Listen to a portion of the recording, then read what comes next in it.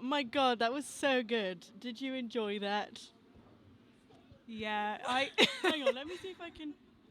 yeah, that was really fun. First time I've done something like this, by the way, guys. Yeah, that was good fun. Good. Right. I'm going to ask you some questions. Because let's get into it. Let's talk about, why we're here. So tell me a little bit about yourself and your music and what connects you to Bristol. And let's get the basics first. Okay, so my name's Saskia. That's starting with the basic. That's okay. I'm from Stroud, which is not far away from Bristol. And that's kind of my connection to Bristol, I guess, why I moved here. And I am a DJ and a bassist. And I usually play kind of quite clubby, bassy tunes. And yeah, I did a bit more of a slightly more down-tempo set today. And yeah, I want to do more of kind of combining the two because I think that's kind of fun. And yeah, I also play in a few bands. For example, a lovely neo-soul group called Hibiscus, who you'll be hearing from later. Yeah, and some other projects that are just starting off.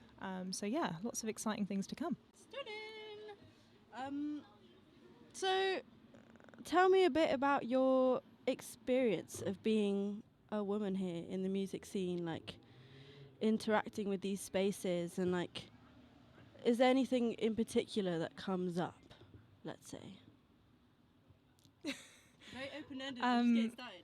Yeah, I think when it comes to tech especially, I always find people kind of underestimating what I know or like assuming that I don't know anything, which to be fair, sometimes I don't.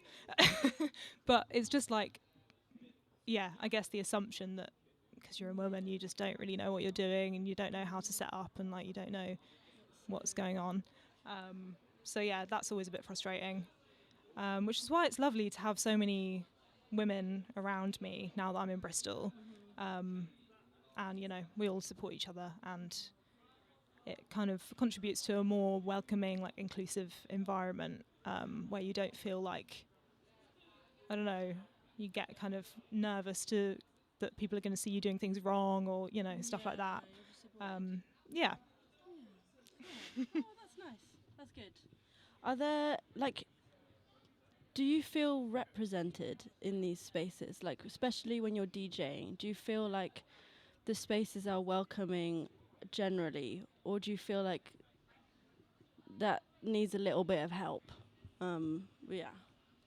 I definitely think that there's more to be done on that. My experience personally, I've had really like amazing people around me, especially since coming to Bristol. Shout out to Bad Bitch Dubs. They gave me a set when I first came here, which was really great, and they've kind of supported me along the way as well. But yeah, I definitely still feel a bit like there needs to be more spaces carved out for women in like DJ culture. Yeah, specifically so that we have room and like are comfortable to put ourselves out there, because it can be a bit daunting when it's just you're going in to a scene of just men and you're like, how do I make myself known, yeah, so I think there's definitely still work to be done. Gorgeous. I feel like that's probably time for a bit. Oh, sorry, I banged it. Oh. I kept banging my bass on things during my set. I mean, so sorry about that, everyone. It's quite a confined space here, but killed it. It was so good. Thank you. We definitely need to get more of that happening. Yeah, we need more of this. Stunning. Well, thank you, Queen. Thank you. I'm gonna do a little swapperoo and get Luna Cali in here to do a sick DJ set.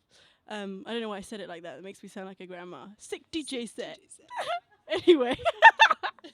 All right, we'll be back in 2 minutes. Okay, we're back. Welcome to the booth, the one and the only Luna Kelly, who's gonna kill it with a DJ set. Yeah. And I'll just let her do all the talking with the whole Yeah. Yeah, Okay. Oh, babes, I'm so sorry. You have no idea You what you're can, missing. you could just tell that was going to be the sickest thing ever. It really was. We're just going to have to do it again. We need to get Saskia to play again. We're going to get you playing double time, as in 2 sets, not. Oh my days. I'm sorry. It's okay. That's so annoying. It's so Guys, annoying. it was going to be I mean, it was good. I was sat over there. It was literally like the sickest boogie, and it just started. What the hell? off Okay, the wrong. well, let's have a chat, shall we? Let's have a chat. Let's talk about all the important stuff we need to be talking about. Yes, yes, yes. Okay. So first of all, do you want to just tell us a little bit about yourself and your music and what connects you to Bristol, and let's get the foundations down. Hi, I'm Luna. I am a singer, songwriter, sound engineer, producer, DJ. Not today, clearly. But I came to Bristol for uni. I'm Portuguese, and I moved here about 4 years now. And I went to BIM for like 3 years, and big on BIM, massive. And yeah, what connects me to Bristol? I guess it's just how artistic it is and how diverse it is. It's definitely a space that I just immediately felt like home the moment I stepped on it. And it's a city that the more I explore, the more I realize that I haven't seen even the surface of. So I just love it. Yeah. That's really nice. Okay, so let me pull up my notes because I'm organized. Let's go with. So, should we just get straight in? Let's do it. Okay, you're a woman. Uh-huh. You're in the music scene. Mm-hmm.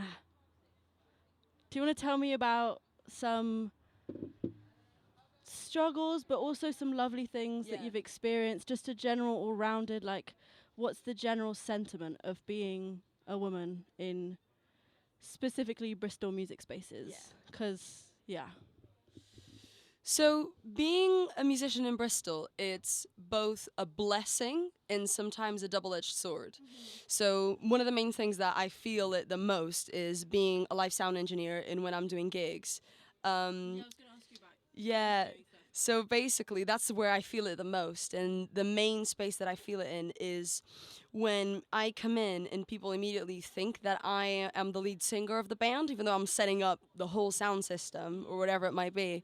Just because I look the way that I look, people just assume, oh, she must be a singer, and don't tend to take me seriously when I'm talking about certain things. But then at the same time, whenever I see a girl, or it's just like mostly a women band, they are so happy to see me.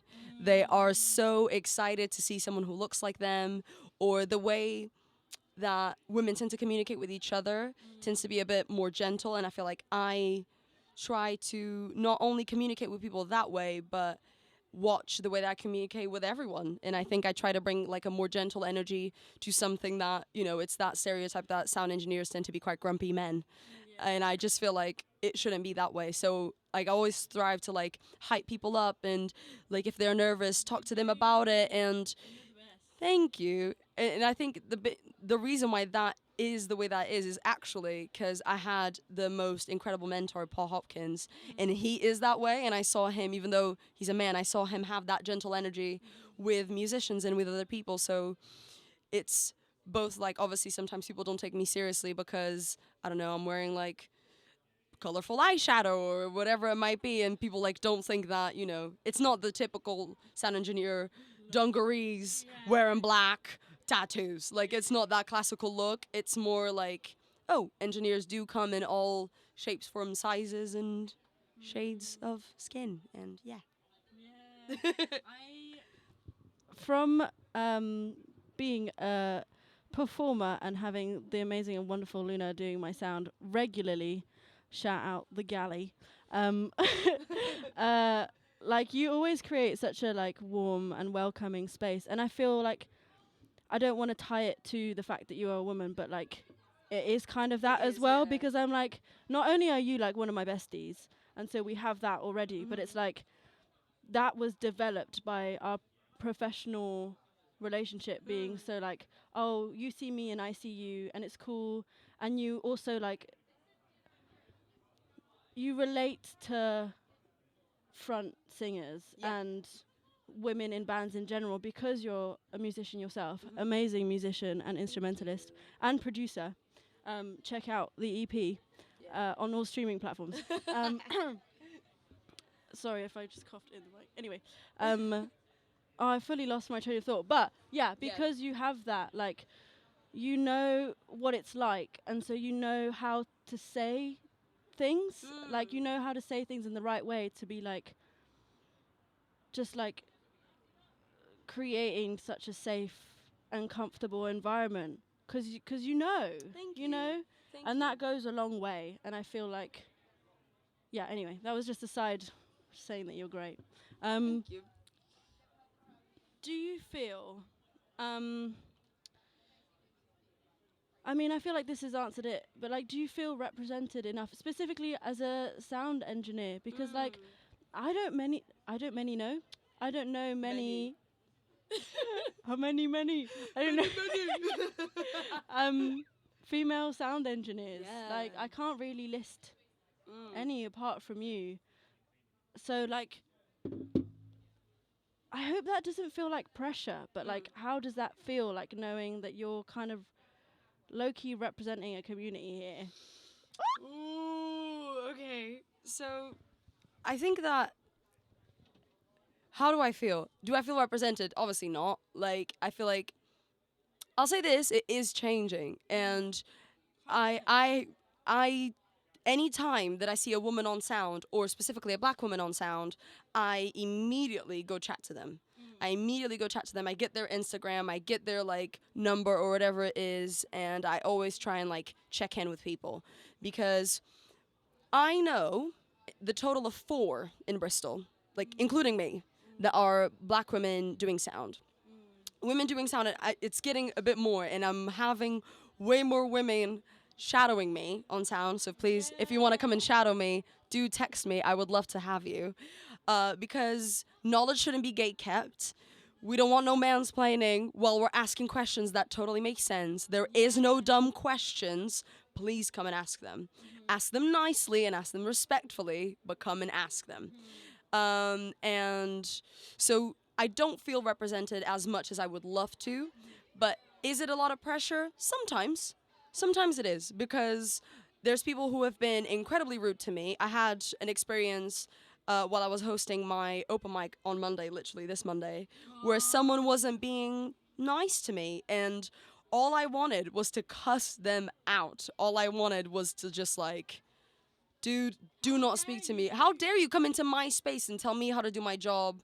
And then, like, it was just a lot. It was a lot of emotions in that moment. But then it's also like, Which you wouldn't get if the roles were reversed. exactly. But it's the situation of like, I have to keep my composure. And if I'm going to lose my shit, I'm going to go to the back, have a drink, have a little mumble on how I'm upset, and then I'll come back in and my mind's clear. Because I understand that people are watching me, and at the end of the day, I am representing, like, there's not many women that host open mics. There's not many women that are on sound. So it's a little bit of pressure, but I think it's less pressure and more joy of it. There's a lot more, like, for me specifically, there's a lot more joy of just wanting to be that little support system for my women and for my LGBTQ artists and for my people of color. Like, because, again, we don't see each other often. So whenever we do, I try to always, like I got you and you got me. And might be, like, learning something new about that person, knowing what kind of music they do. Are you feeling nervous? Would you like a drink? Can I help you with anything?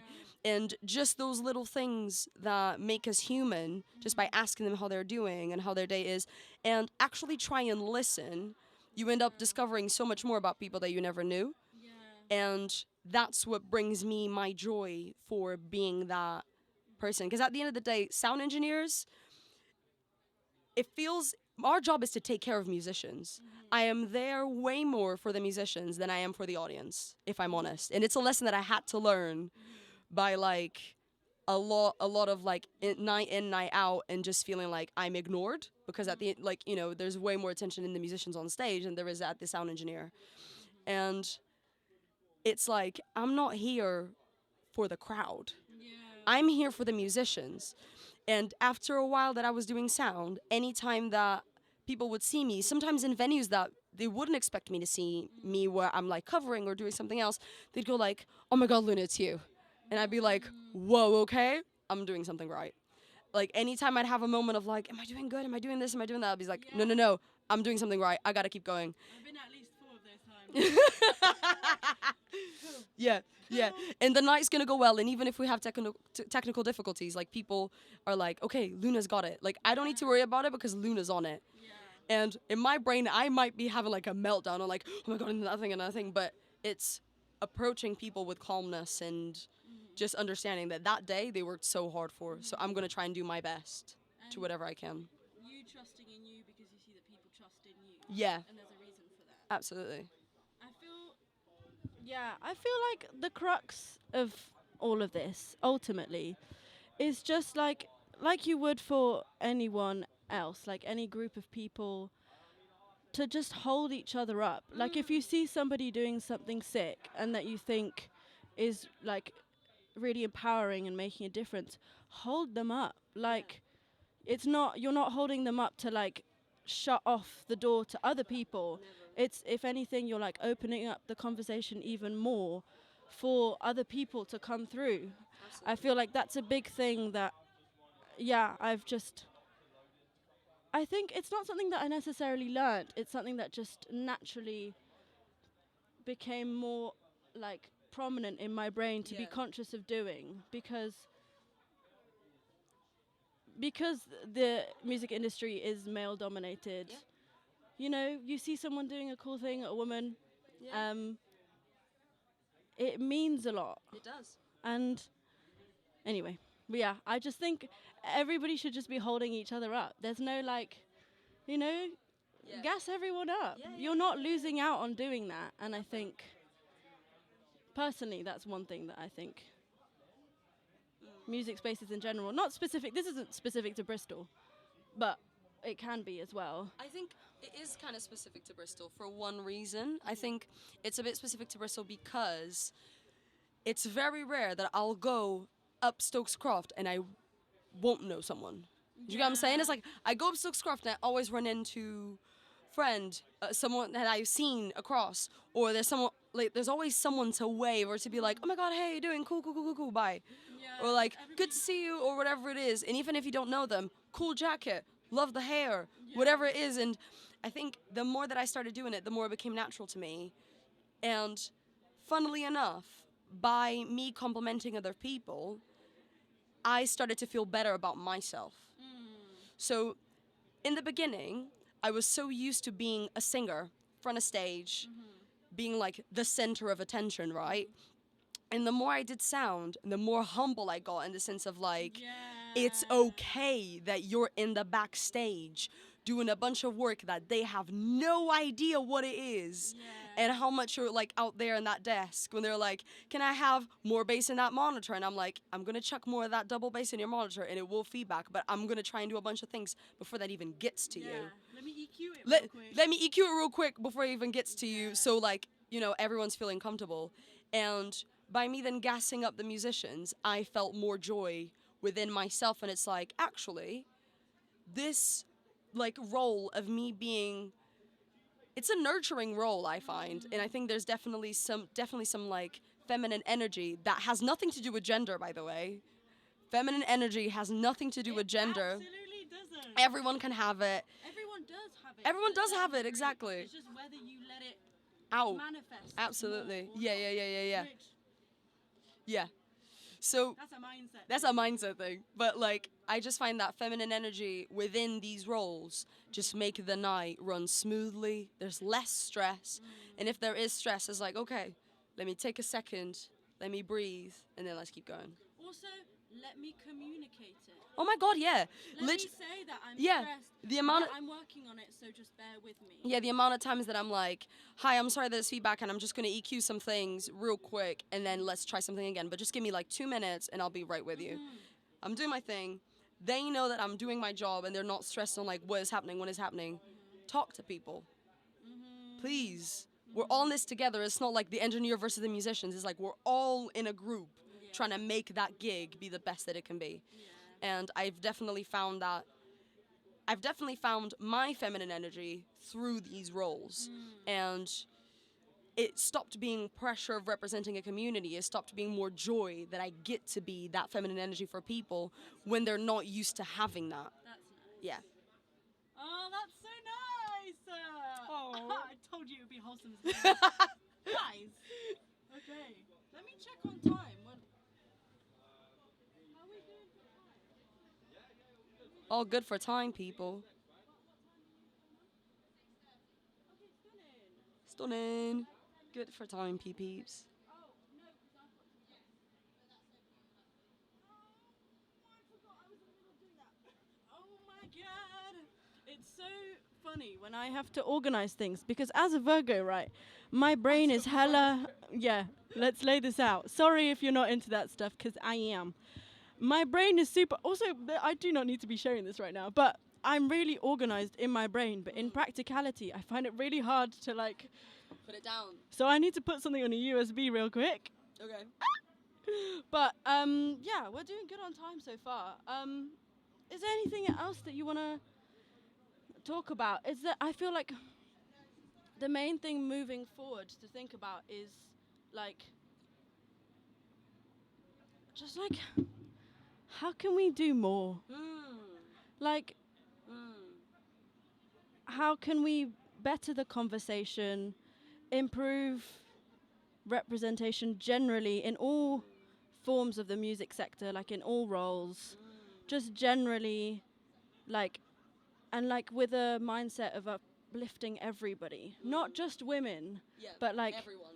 You know, focusing on, you know, everyone, but obviously women need it a little bit more. Women and non-binary people and gender non-conforming, gender fluid, everybody, but like specifically the people that are underrepresented. Tell me how we're going to solve it. You have to solve it right now. All of it. I will say something that, yeah, okay, cool. To my women, non-binary people, gender non-conformative, to my trans people, everyone, leave the house and ask questions. Ask them. Leave the house. Come to us because we are in these roles waiting for you. We are waiting. The moment that, like, any time that I have a woman that's like, oh, Luna, how's that EQ thing? I'm like, oh my God, immediately, I'm a yapper. I'm yapping away for like 10 minutes on that one thing that you've asked because I love talking about it. And I want you to know that. I want you to know, and even if I'm wrong, at least we're learning together. And I feel like that tends to happen a lot of in male-dominated spaces. What we don't get to see is the boys being boys thing on like, they're helping each other out. They have created their own little communities to support each other. And when they mess up, it's not a thing, right? And I feel like we put so much high standards on us to be perfect. We are not perfect. No one is. So come and ask questions to acquire knowledge. That's it. And that's the main thing. And when you see another woman, let them know you did a sick job. How did you do that? Luna, I loved that thing that you do. How did you do it? Oh, that sounds awesome. And I know so many women who would love to learn about sound that just, oh, but I don't know. And I'm like, do you want to learn it? Sick. You don't have to fully commit to it. Come to like an hour with me. Go to like, I don't know, you have always learned bass and you've just seen L on bass, right? Oh my God, that was sick. Saskia was just playing bass. Oh my God, how did you do that? How did you learn how to like go from genre to genre? Is it all in the same key? How did you, like, all these kinds of stuff, like, yeah, I think that's the biggest thing, is... It's so important. I think, yeah, it's like a mixture of creating a space where people feel confident enough to ask questions, and then people asking those questions, like that relationship together is so powerful. Yeah. Like, and it's a two-way conversation. Absolutely. It takes two to tango. And yeah, so talk to your mates. Tell your mates they did a good job. Tell all of your mates always when they do a good job. Yes.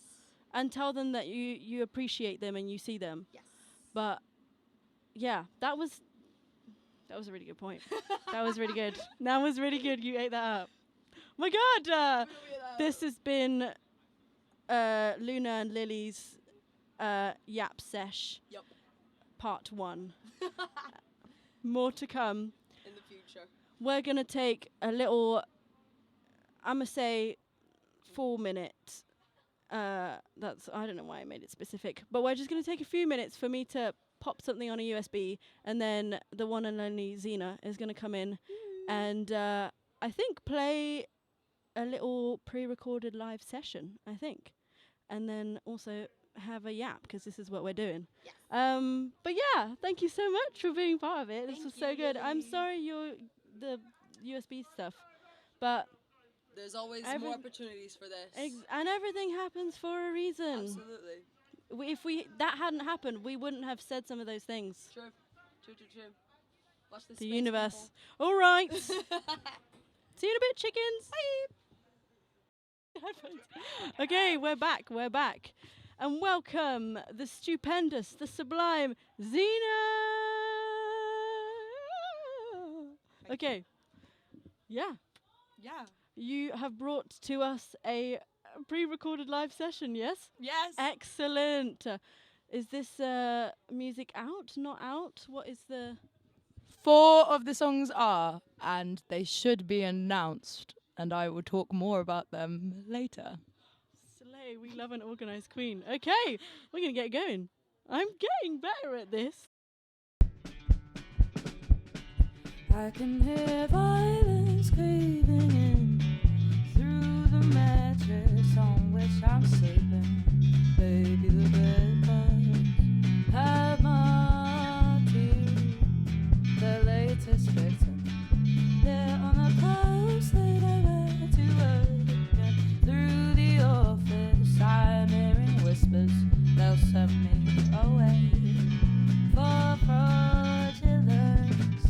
I won't bother resisting.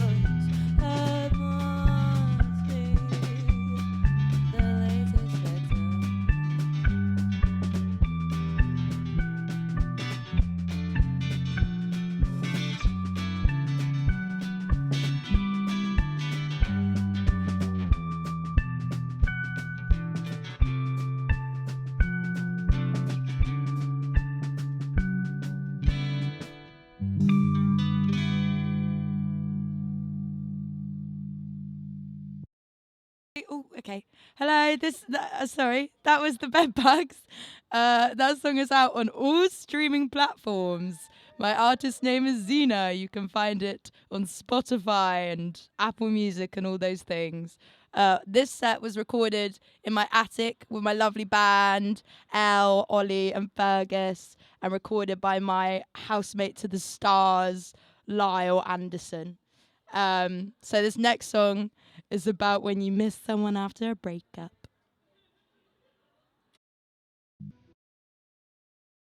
This is called How We Found It.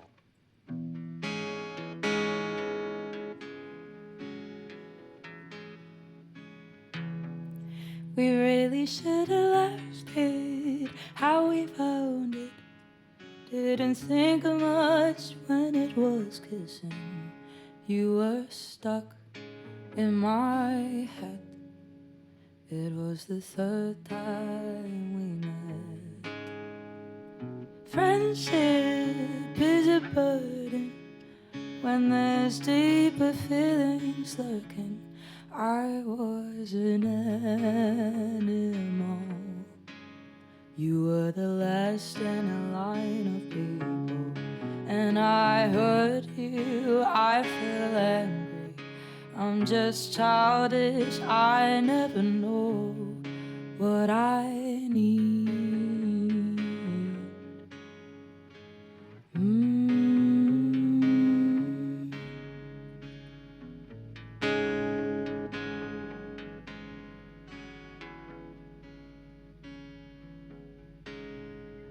You marked me, really made me feel at home in a big, big city.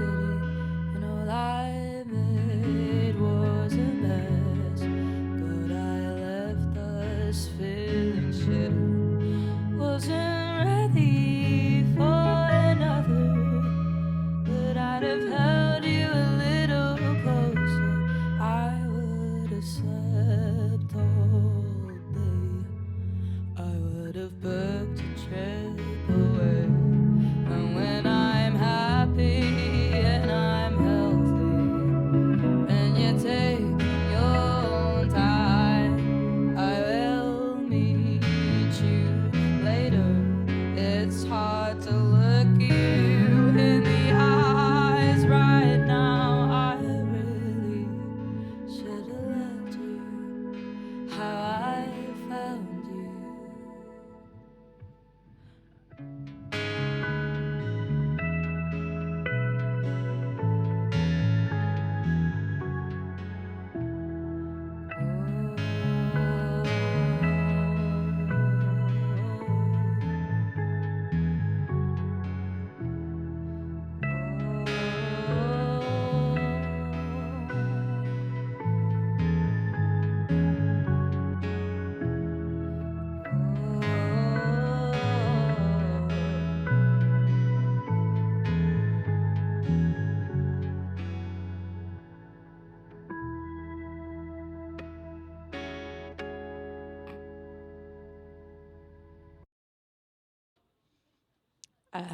Yeah, that was how we found it.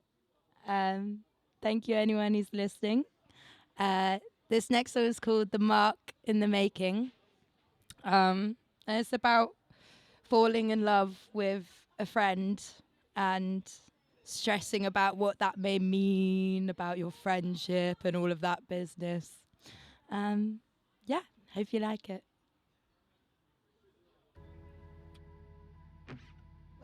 This is good.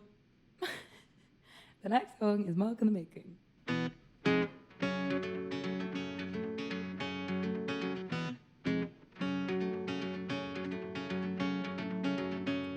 It's just like a mark in the making, a risk that for better or for worse I've taken apart myself, exaggerating your words.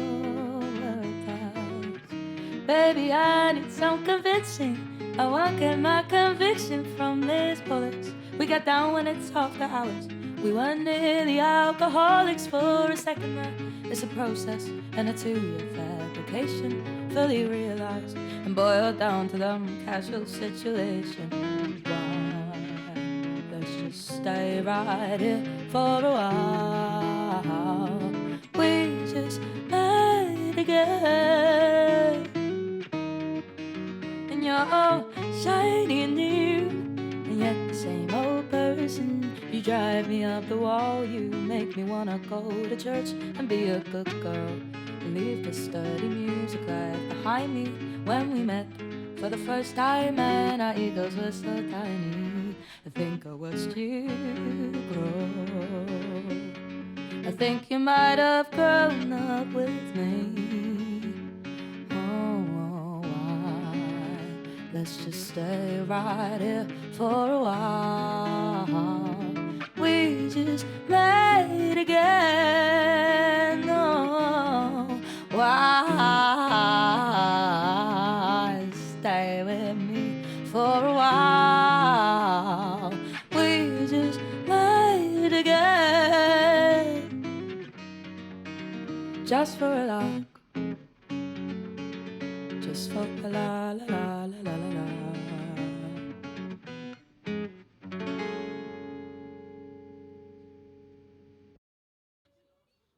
Okay, this next song is called Love and Devotion, and it's also out everywhere. I released it in September, and I directed the music video for it with my amazing friend Karis, incredible choreographer and director, and my other amazing friend Isla. Shot the whole thing. It's a really cool team of people. So yeah, you can find the music video for this song on YouTube. We put a lot of work into it. It'd be really cool if we got some streams on it. And yeah, you can listen to this song everywhere. This is a little live version of it, and it's called Love and Devotion. Take 2, Love and Devotion.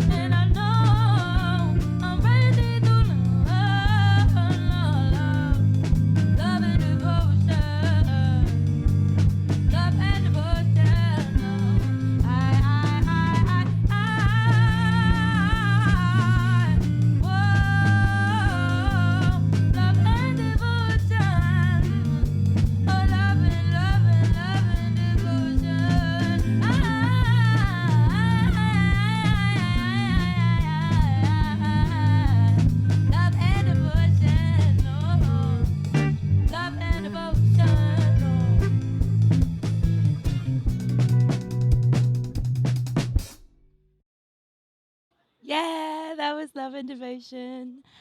Stream it everywhere. This next song, if anyone has watched Baby Reindeer, it's like one of my favorite shows ever. And I named it after that show because I had a guy who would not leave me alone. And so this song is called Baby Reindeer. And it's not out anywhere. Exclusive material.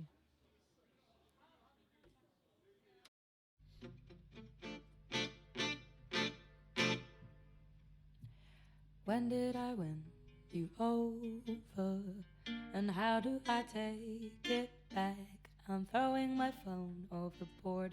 I'm throwing you into a pile of cowpat. You should really see your GP. Do you have one? Did you know your GP isn't me? What did you do before I came along? And who did you call so relentlessly? Not to be rude, but you're driving me cuckoo. Not to be dramatic, but you made me wanna wrap my mouth around a gun. I'll kick you in the bum, I'm always doing something wrong. And it isn't very fun for me, fun for me. Please could you set me free? Please could you set me free? Oh, doesn't this sound make you uneasy? That's how you make me feel. I should probably close my curtains at night, and I should probably test my mails. Do you want to get a girlfriend? Can you find one? Did you know that your girlfriend isn't me? God, I hate being a woman sometimes. I hate second guessing the people I meet. Not to be rude, but you're driving me cuckoo. Not to be dramatic, but you made me wanna wrap my mouth around a gun. I'll kick you in the bum, I'm always doing something wrong. And it isn't very fun for me, fun for me. Please could you set me free? Please could you leave me be? I'm so tired, oh, and I feel so tired. Could we just go get wired? I might like you more if I'm wired, oh.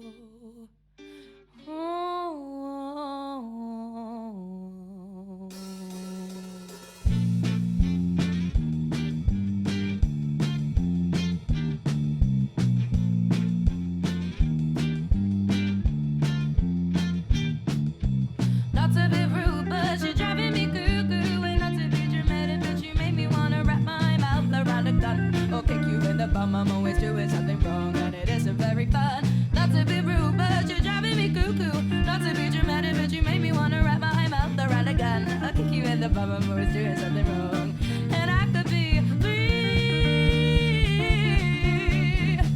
and free, oh,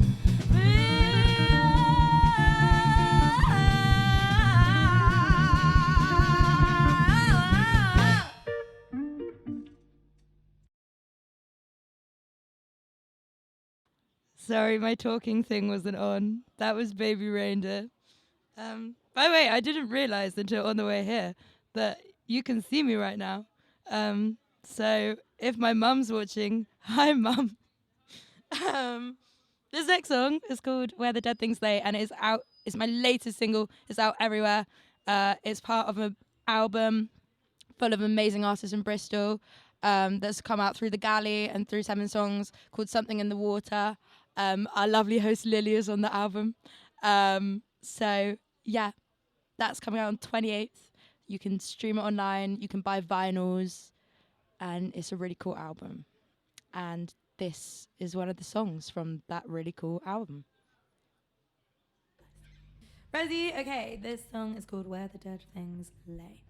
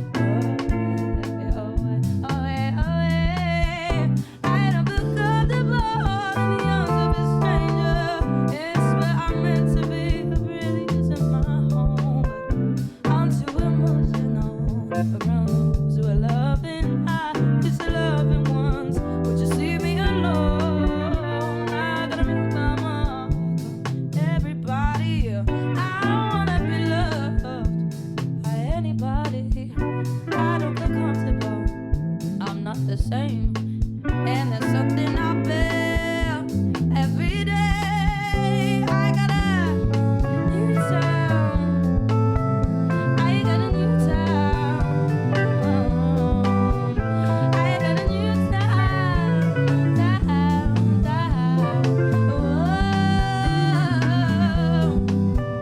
I got a new town with a big house, a shiny golden star. No matter where you are, I wish you felt more far away, away, away, away. I got a new town with a big house, a shiny golden star. No matter where you are, I wish you felt more far away, away, away. I got a new town with a big house, a shiny golden star. No matter where you are, I wish you felt more far away, away, away, away, away, away,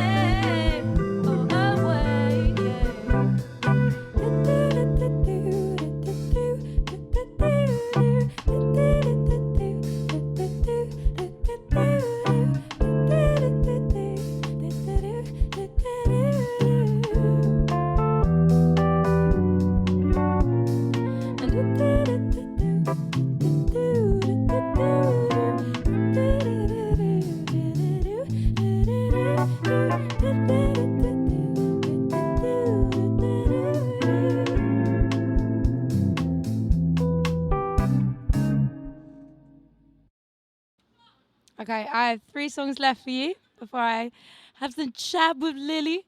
My next song is, again, out on all streaming platforms. It's called You Really Need to Water the Plants. It was my second ever release. And yeah, it's about when your partner is taking their anger out on you unfairly. And yeah, I hope you like it. This song is called You Really Need to Water the Plants.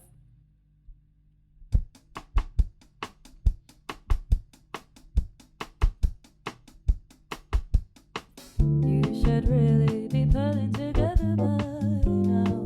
It's like every minute is Sunday night, and your heart's on the floor. Have you ever thought about yourself before? So exhausting. Everybody's starting a fight with you, but you would rather leave me feeling blue than put on your gloves and your stomping boots. What are you trying to prove? That I could reach the end of my tether. Then reinstate my contract for 2 years more, and you can call my number whenever you're feeling so sorry. So I'm feeling warm. Don't you love when I'm all yours? And aren't you doing so and watering me?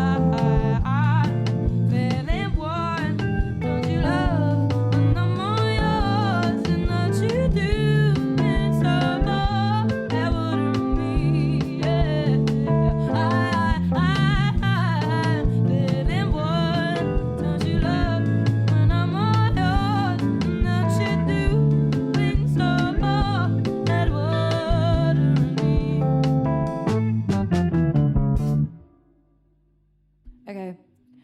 This song is called I Think That He Might Like Me.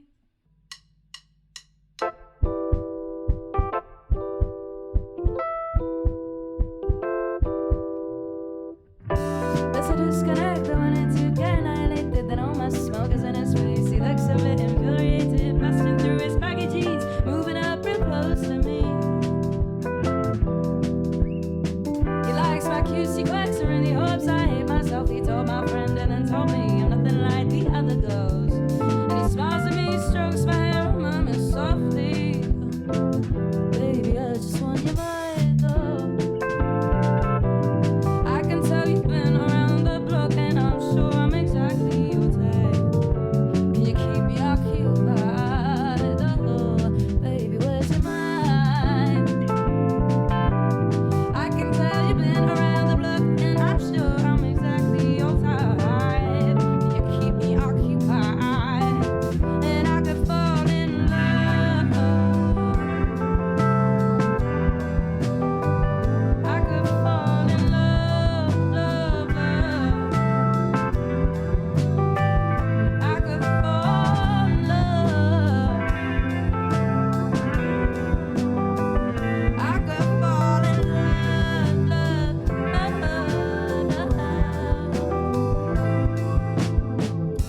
There's a disconnect, a vacant space between us ears. He told me twice about his life, but he lost my name inside his beer. He doesn't really do this much, I think he's really opened up to me. Oh, that's so cute. And as the time flies by, there's other things he wants to do. He asked about my plans tonight, and if my bed has room too. He says we'll sort a taxi home. I don't have to feel alone by his side. Thank God for that, baby, do you mind? Oh, I can tell you've been around the block, I'm sure I'm exactly your type. Can you keep me occupied? Oh, baby, where's your mind? Are you getting tired of running around the block? And I'm sure I'm exactly your type. Can you keep me occupied? I could fall in love. I could fall in love. I could fall in love, baby. I could fall in love,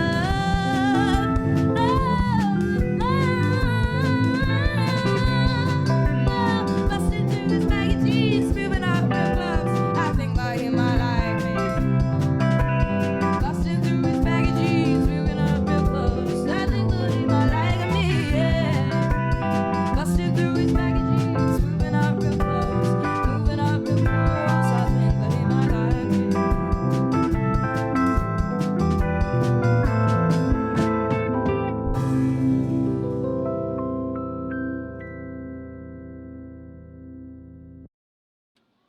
Okay, I have one song left now. Thank you so much to Brandon and Lily and to Boyd for having me on today. That last song was about Devonshire skater boys. I have a problem with you. Don't come near me. And this next song, ending on a bit of a more down note.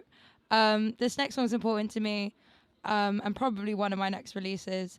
It's called The Missing Piece, and it's just about the music industry and about the kind of constant fighting it can feel like without much gain all the time. And it's just about feeling a bit lost. And I wrote it when I came out of uni and I had a massive existential crisis.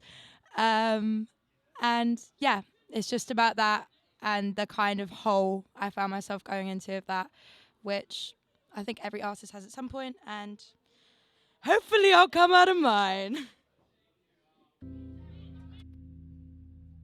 This is called The Missing Piece.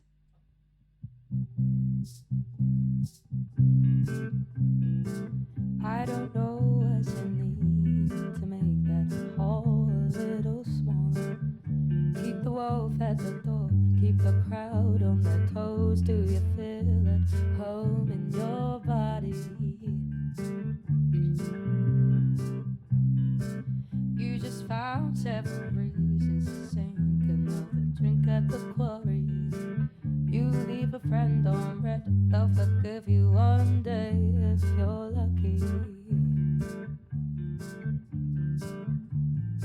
Time and time again, I take a minute for myself. The world seems brighter from the corner of the shelf, and in the back of my mind, where everything is quiet, there's a piece of me crying out. Oh, what a weird state of mind that I'm in. What a waste of my time this is. If I could be higher gone by 26, maybe that's the missing piece for me.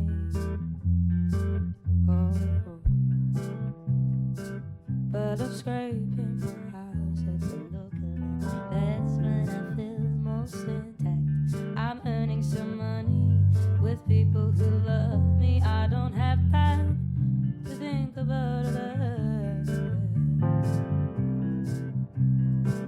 And I find myself drowning in existential thoughts.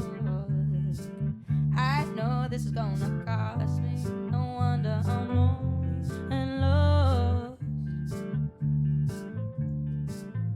'Cause time and time again I take a minute for myself. The world seems brighter from the corner of the shelf, and in the back of my mind, where everything is quiet, there's a piece of me crying out. Oh, what a weird state of mind that I'm in.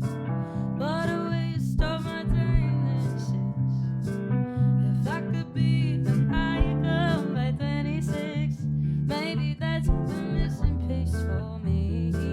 What a weird state of mind that I'm in. What a waste of my time this is.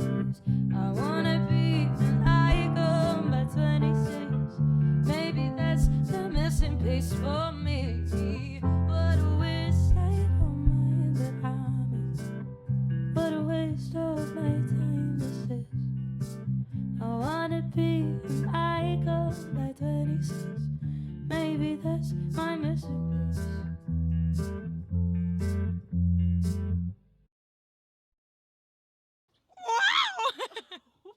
Would you look at that timing? Hey guys, I'm back. Hey Queen. Hi. That was gorge. I Thank love you, those honey. songs. You're fab. Makes it look like my. Anyway, sorry. I was just. I've got a lot of layers on because we're all sitting outside, It's cold. and it's cold. It's cold. I have a spare scarf, jumper, and mittens if you need. Thank you. That's all right. I'm okay. I've got my pint. Stunning. Yeah. I was listening to what you were saying, and I feel like you've covered all of the like.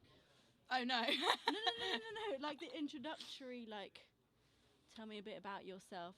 So we're just gonna hop and skip straight in with yeah, let's go straight in. Tell me about your experience of being a woman in the Bristol music scene, like as a songwriter, as a performer, like in gig spaces, or as an audience member watching music, just like anything that comes up from your unique experience as a woman. Anything? I think I think it's been a mostly really positive experience. I think it's so nice being able to live out something that I've always wanted to do and watch other women do the same thing really fucking well. I think it's definitely, but I find this not just in music though, just in life. Extra obstacles that maybe lots of cis men might not have had, such as, I don't know, just the way that I've been addressed, or the way that I don't know, I've kind of felt that I've had to be perceived on stage, which can go as small as down to like what I'm wearing, like caring about my makeup and stuff like that before gigs sometimes. I think fighting through those obstacles and remembering that they have nothing to do with what I'm doing has definitely sometimes been a challenge, but mostly it's just been really, really lovely to That's so good. do what I want to do and watch other women do the same thing. It was really nice. That's so nice. Okay, well,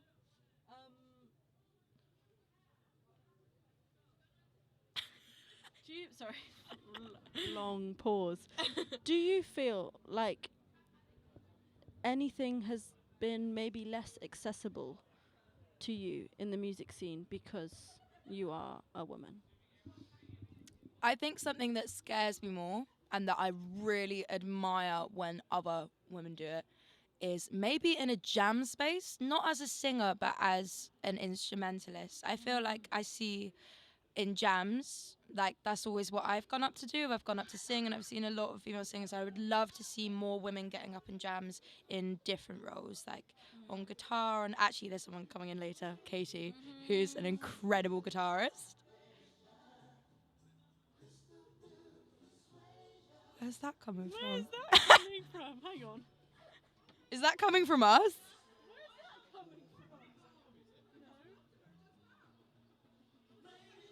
Oh my god, have I been cut off? So, a full moon. Oh, okay, it's cozy. So, full moon is having a fiesta right now while we're trying to have deep chats about. Backdrop. I'm just going to hold it. Anyway, we're just going to keep talking while these guys start having a little party out here. Respect it, great tune. Yeah, But what were you in the middle of what saying? was I saying? Oh, You jam spaces. Yeah. And I feel that a lot as well because, as some of you may know or may not know, I am a bit of a jam fiend. And I've grown up in the jam She's a scene. Connoisseur. I like got into music when I was like 13, 14, and like one of the ways that I got into music was through a youth music club called Jamming Station, who helped shape me and like helped me grow into my identity artistically. But also like the local jam scene, there was this jam in particular called Be Water, shout out, which is where like in tandem with Jamming Station I learnt to like use a microphone and all of this kind of stuff. But like it was so apparent that the women were the vocalists. The women were at the front. There's something that one of my tutors at BIM, Emily Breeze, told me once where, tits at the front. It's the saying, it's the standard. And it's great. And women in music spaces in any capacity and form is fabulous and amazing and should be cherished and boosted. But like, I think because it's predominantly women in the front lines, I think it's more scary and feels more inaccessible to take up a different role that's not in that lineup. And so like, I mean, I don't know because I'm not a skilled instrumentalist. I can play like 4 chords on the piano. But I can imagine that that's quite a scary environment to go into if you don't feel like you're being represented there. And so you have to be the representation and step into it. So I totally hear you. I have that all the time. Like a lot of the jam spaces here in Bristol are amazing and wonderful, and I'm fond of everybody to a high degree. But it's hard, like being the only woman. Yeah. Always. Yeah. Or like the one that's like I suppose constant. fitting into like as well. Like I get upset myself about it. As like someone, so I also play guitar and piano, and I think that's where like women and non-binary identifying people like Katie, and actually my bassist Al is fucking amazing bassist and has always taken part in jams and done amazing at it. And it does, I guess sometimes I feel, which is unfair to myself, but I guess a bit typecast in a way. Like I wish that I could step out into these other roles as well. And there's nothing necessarily physically stopping me from doing that, but I suppose I think maybe if I had grown up with more representation of other women and non-binary people doing that in those spaces, then maybe that's something that I wouldn't have the same fears around. And I don't think that's a fault on women or non-binary people. I think it's a fault of people growing up believing that they should learn these things and not other things, you know, like all the massive guitarists that you see and all like Brian May and Sting or whoever, all these guitarists, they're all men. They're all men. And I suppose just not having the same idols and women like encouraged in those roles then filters down to when you're growing up and when you start picking up instruments. It doesn't feel like instinctive to go into that. No, role, 'cause it's exactly. And I love singing and I love vocalists. And same, I mean, it's yeah. my whole that's my My whole favorite thing to do. But I wish I just would love to see more I just would love to see more women and non-binary people in these spaces. I really would. And I think tying into something that Luna said earlier, like if you are a woman or a non-binary person or gender fluid, gender non-conforming person, anyone who likes music and wants to be involved in music in any specific scene, whether that's like a jam scene or a gig scene, like don't be afraid or feel intimidated to reach out to people. Like even if you reach out to specific people who you think look a bit less scary, like reach out to the women. Like we're here and we want you. I think a lot of it is in our heads, and speaking about it makes it easier. Yeah. This is why we're starting the conversation. Let's get everybody feeling like they deserve to take up the space. That's the main thing, is that we're all equal and we all deserve to do all the things, you know, and like it doesn't matter about your skill level. It doesn't matter about your experience, how long you've been playing, who you are as a person and your identity. Not that those things don't matter, they do matter, but like that's not going to affect the music. It shouldn't affect the music. Like you should get to do all the stuff. Yeah. Anyway. All the stuff! Hooray! Good. Oh. Okay. What was it? Is it time? Oh, is it time? Bye. What should I say? Thanks for listening. Thank you so much to ZENA for blessing us with her gorgeous and amazing and wonderful musicking and songstressness and instrumental skills. Thank you. And pure vibes. Thank you. And love you, Queen. Thank you. Love you too, Lily. We're going to do a little switcheroo and bring the one and only Emelina Murphy up into the booth to do a similar kind of setup, a couple of live arrangement tunes, and then play a few bits of songs that are not hers but are influences, and then chat. And I'm going to stop now because I'm waffling. See you in a sec. You tell 'em. And we're back. Please, can we welcome to the booth the amazing, the wonderful Emelina Murphy? I just asked Emmy Dearest how to define her genre, and she said epic. So Yeah, it's epic. Epic art pop. So you guys are in for the most fantastic treat. You're welcome. I'm just going to let you take the reins, do your thing. Okay, cool. If you need a hand with anything, just let me know. But yeah, it's going to be sick. Yo. This is my first time doing something like this, so it's pretty interesting. But I'm enjoying it. What up? Okay, my first song, actually, I don't want to start with that one. I'll start with that one. It's called Rock Along. It's kind of things that I want to do in life that I'm not doing in life, and things that may never happen, but no, it will. I'm great. What am I even saying right now? It will happen. So yeah, let's get into it. And it's a cute, like, acoustic set vibes. So we recorded it live, and then we added a bit of production afterwards. But yeah, it's gonna be good.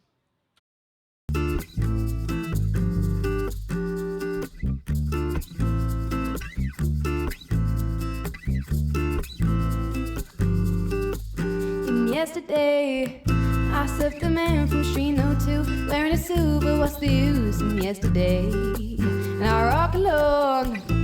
I shake off the Sunday blues, not aware my coins came loose. I rock along, and I know exactly what I want, but I don't know how to get it. I burn through this pocket of mine, and as she swells me up whole, pole. At least I'm breathing when I'm walking. They stitched a new pocket of mine.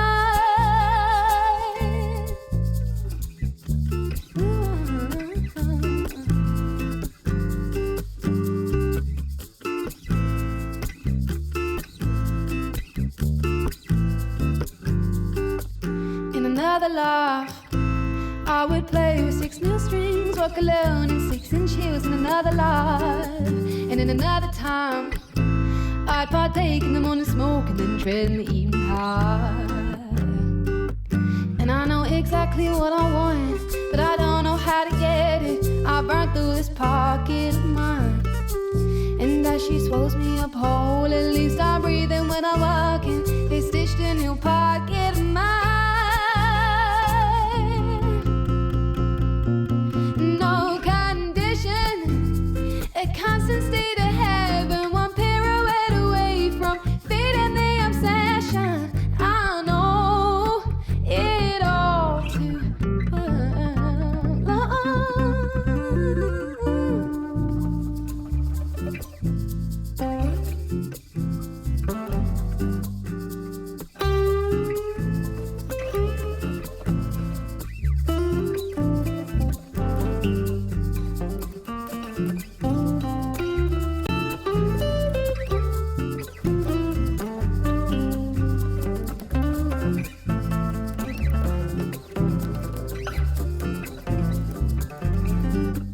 And I know exactly what I want, but I don't know how to get it.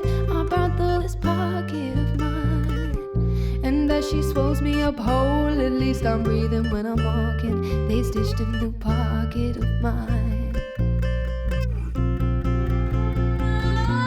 I've got no money, a constant state of heaven, one pirouette away from feeding the obsession. I know it all too well. I've got no money, a constant state of heaven, one pirouette away from feeding the obsession. I know it all too well.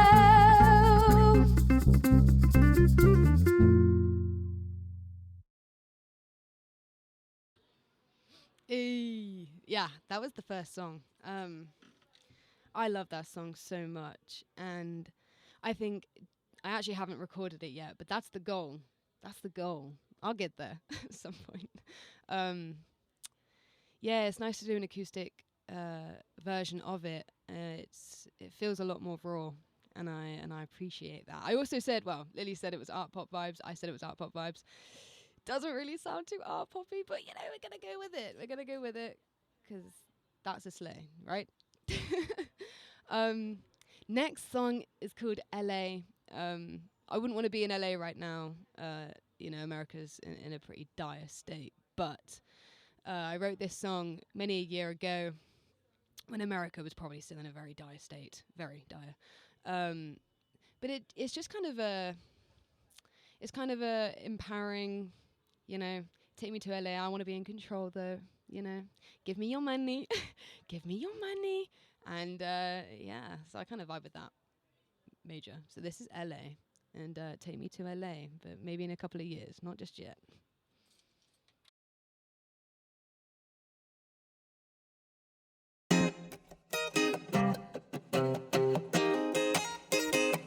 Take me to LA, leopard print lingerie, buy me out and I'll stay.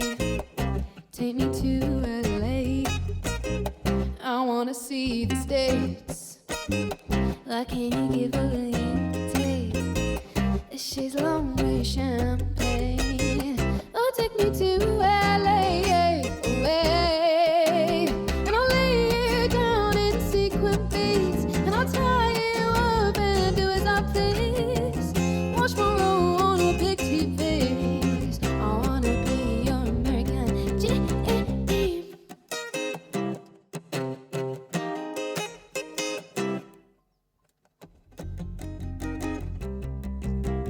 Oh,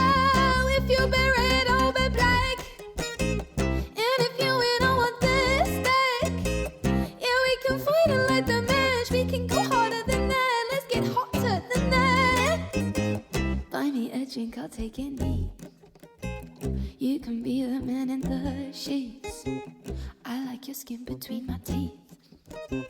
Mr. American Steve. And I'll lay you down in sequin beats, and I'll tie you up and do as I please. Watch my roll on a big TV. Wanna be your American. And I'll lay you down in sequin beats, and I'll tie you up and do as I please. Watch my roll on a big TV. Wanna be your American. J-A-E to LA. Take me to LA. Take me to LA. Take me to LA. Take me to LA. Oh, take me to LA.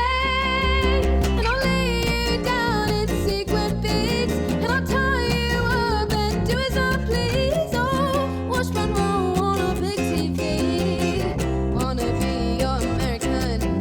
And I'll lay you down in sequin beats, and I'll tie you up and do as I please. Oh, I wanna be your American dream.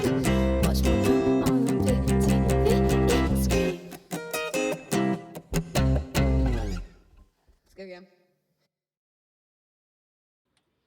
Yeah, that was LA. Thanks, Queen. Yeah, that's LA. Oh God, I love that song so much. I am recording that one currently. So that's so exciting. Yeah. Is it okay? Oh yeah. Okay. Yeah. Now I'm gonna play some songs that not necessarily sound like my music, but that inspire me so heavily, specifically lyrically and vocally.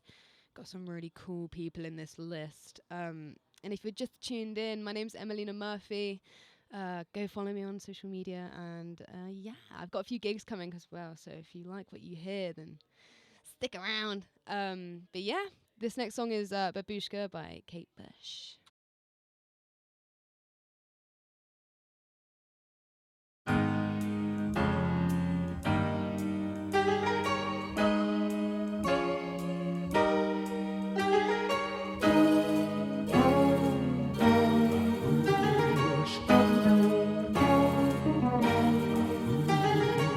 She wanted to test her husband. She knew exactly what to do. A pseudonym to fool him. She couldn't have made a worse move. She sent him scented letters, and he received them with a strange delight. Just like his wife, but how she was before the tears, and how she was before the years flew by. She was when she was beautiful. She signed the letter on us. Babushka, babushka, babushka, yeah, yeah. On us. Babushka, babushka, babushka, yeah, yeah.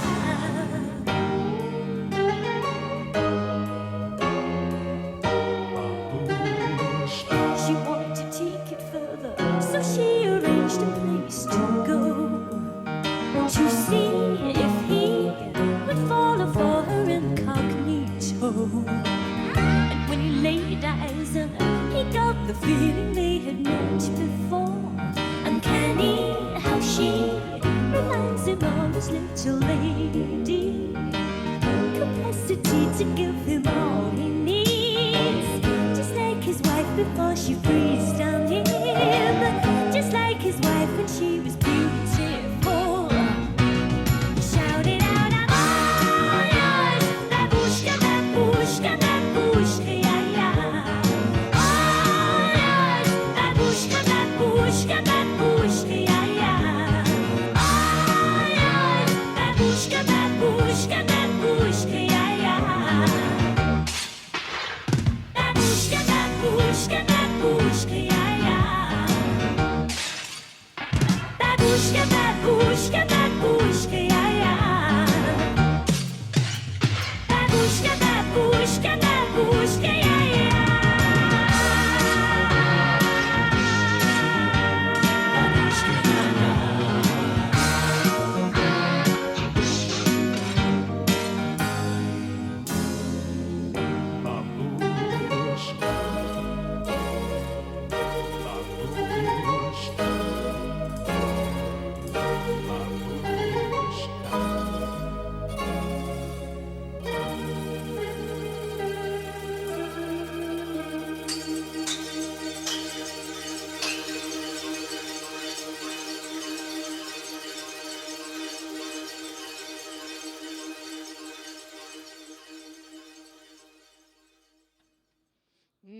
Yummy.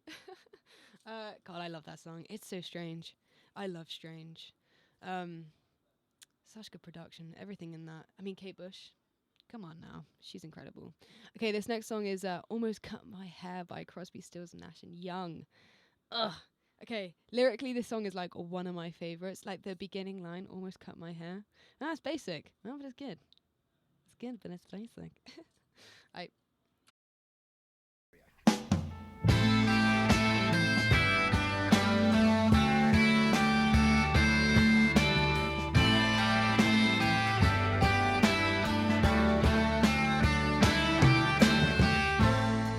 Almost cut my hair.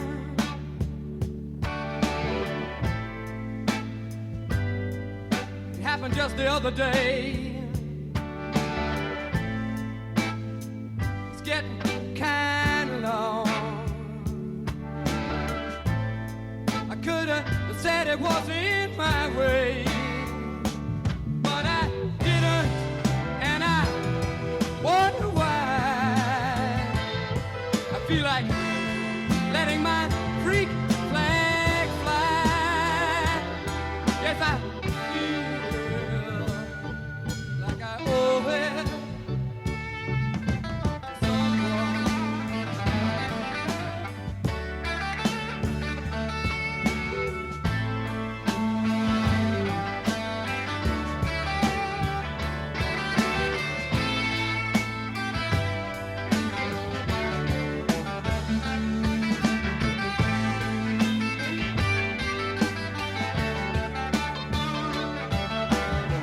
Must be because I had the flu for Christmas, and I'm not feeling up to bar. It increases my paranoia, like looking in my mirror and seeing a police car. But I'm not giving in an inch to fear.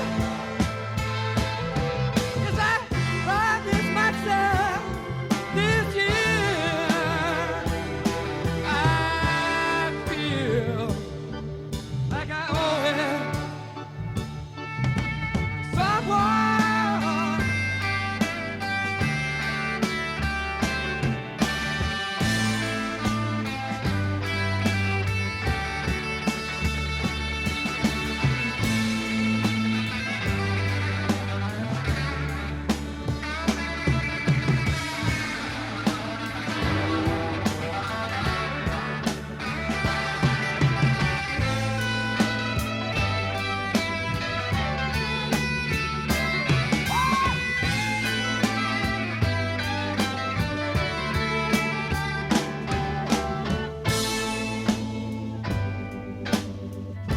When I finally get myself together, I'm going to get down in that sunny southern weather, and I find a place inside the lab, separate the wheat from the chair. I feel like I owe it.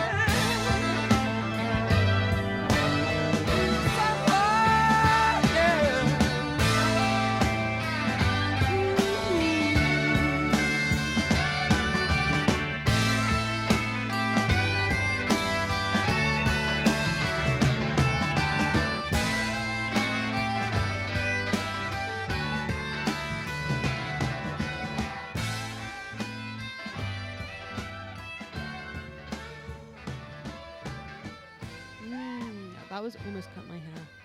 God, it's just something about this song. I think it has so much value and weight to it, and I think that's something that I really struggle to put into my music, but is such an inspiration to make sure that I do and I do it right. This next song is called White Rabbit, and I found this song. I don't know how I found it, actually. I think it was just through a playlist. And then I went into a deep dive on Jefferson Airplane, and I found out that just the whole thing is incredible. Album's incredible. singles. Credit, no joke. Yeah, White Rabbit. Really, really, really good lyricism. And again, it just holds so much weight to it. And if you listen to it, you can really make up your mind as to what the song's about. And I think that's so important for a lot of listeners to music. White Rabbit. And it's odd as well. And again, I like odd.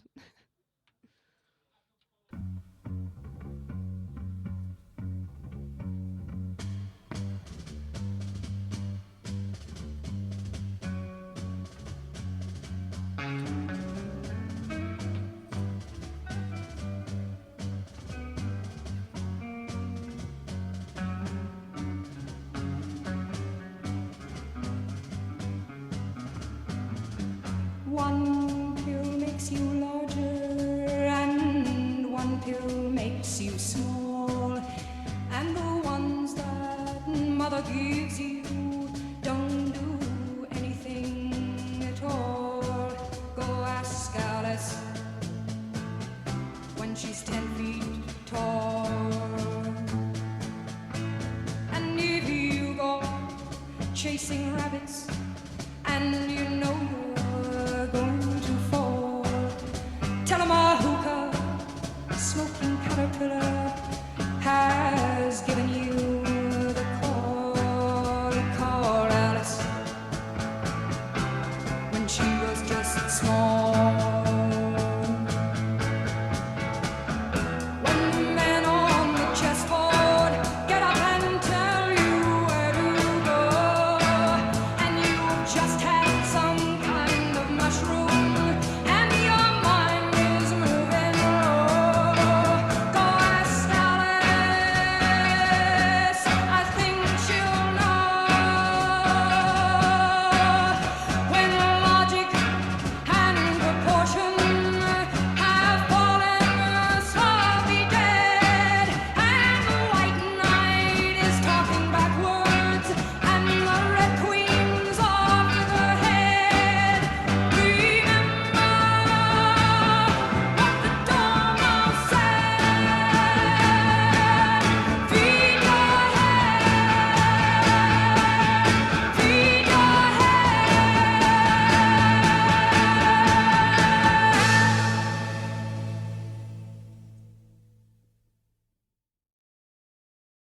Short and sweet. I felt really. Oh yeah, it's 2 minutes though. Yeah, that's short. All right. Next song. This is actually a classic. Strange Brew by Cream. Again, just like the lyricism, and I think it's a funky tune. And as I'm recording, all of these songs are heavily kind of. I would like it to sound like this, please. And so a lot of these songs are in reference to that, and trying to find that sound. So that's cool. So yeah, Strange Brew, last little tune from me.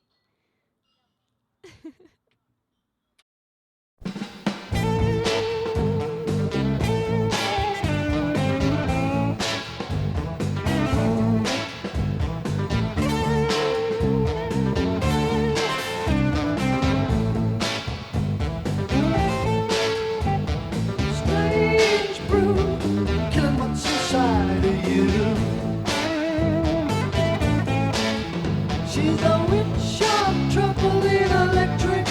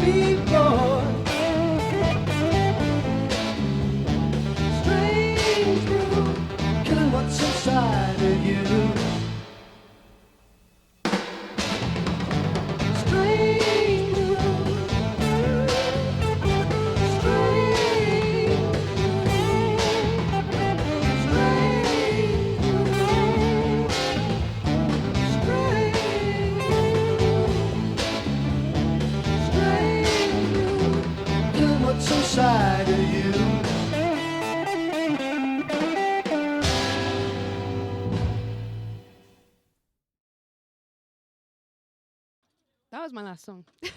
Well, it's not my song, but you know, yeah, yeah. All of this music is very influential to me, and I would be lying if I said I don't practice dancing to all of these.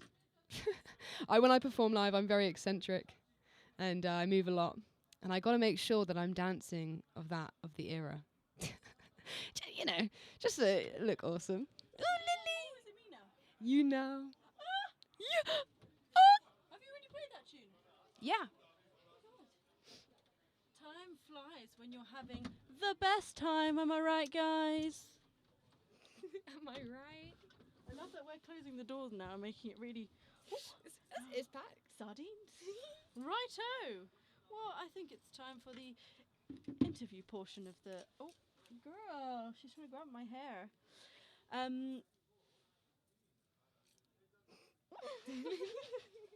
Guys, I'm sorry, my brain is so frazzled. But have you said a little bit about yourself? And Not really. well, Kind of. who is Emelina Murphy? How would you define your music aside from the adjective epic? Is that an adjective? That's not an adjective. Please don't ask me. Ooh! I failed English. Ooh! I was born in France. Ooh! Tell me a bit about yourself, darling. Hi, I'm Emelina Murphy. I'm Emelina Murphy and I'm 21 years old. Yeah, I started making music when I was,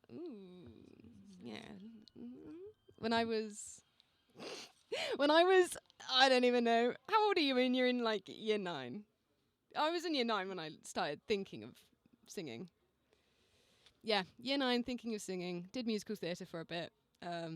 Slayed that. And then I evolved. I was always in the arts. Really, I did really bad in school. But what I did really well in school was everything artistic. So I excelled majorly in all the arts. And then I left school, and then I just started like consuming lots of like 80s, 70s, 60s media, and then I kind of grew to love that, and I think a lot of my earlier music really represents that, and it's kind of just evolved from there. And now I'm in a stage where I'm recording. Yay! So I'm pouring my heart and soul into that, and seeing where that takes me. So yeah, started that journey. Yay! Oh. And me and Emmy are besties through the educational institution of BIM, which is just across the road. Third year gang. Woo! Fun fact, we have a proposal due tomorrow midday, which we're not going to talk about. But we're students. We're grinding, trying to get this music career that is in the promised land that everybody talks about of success, and actively working on it. And I'm so grateful that I found you through that, because you're fab, and I am very grateful for our friendship. And Emmy's just the coolest person ever. Anyway, let me stop glazing you. So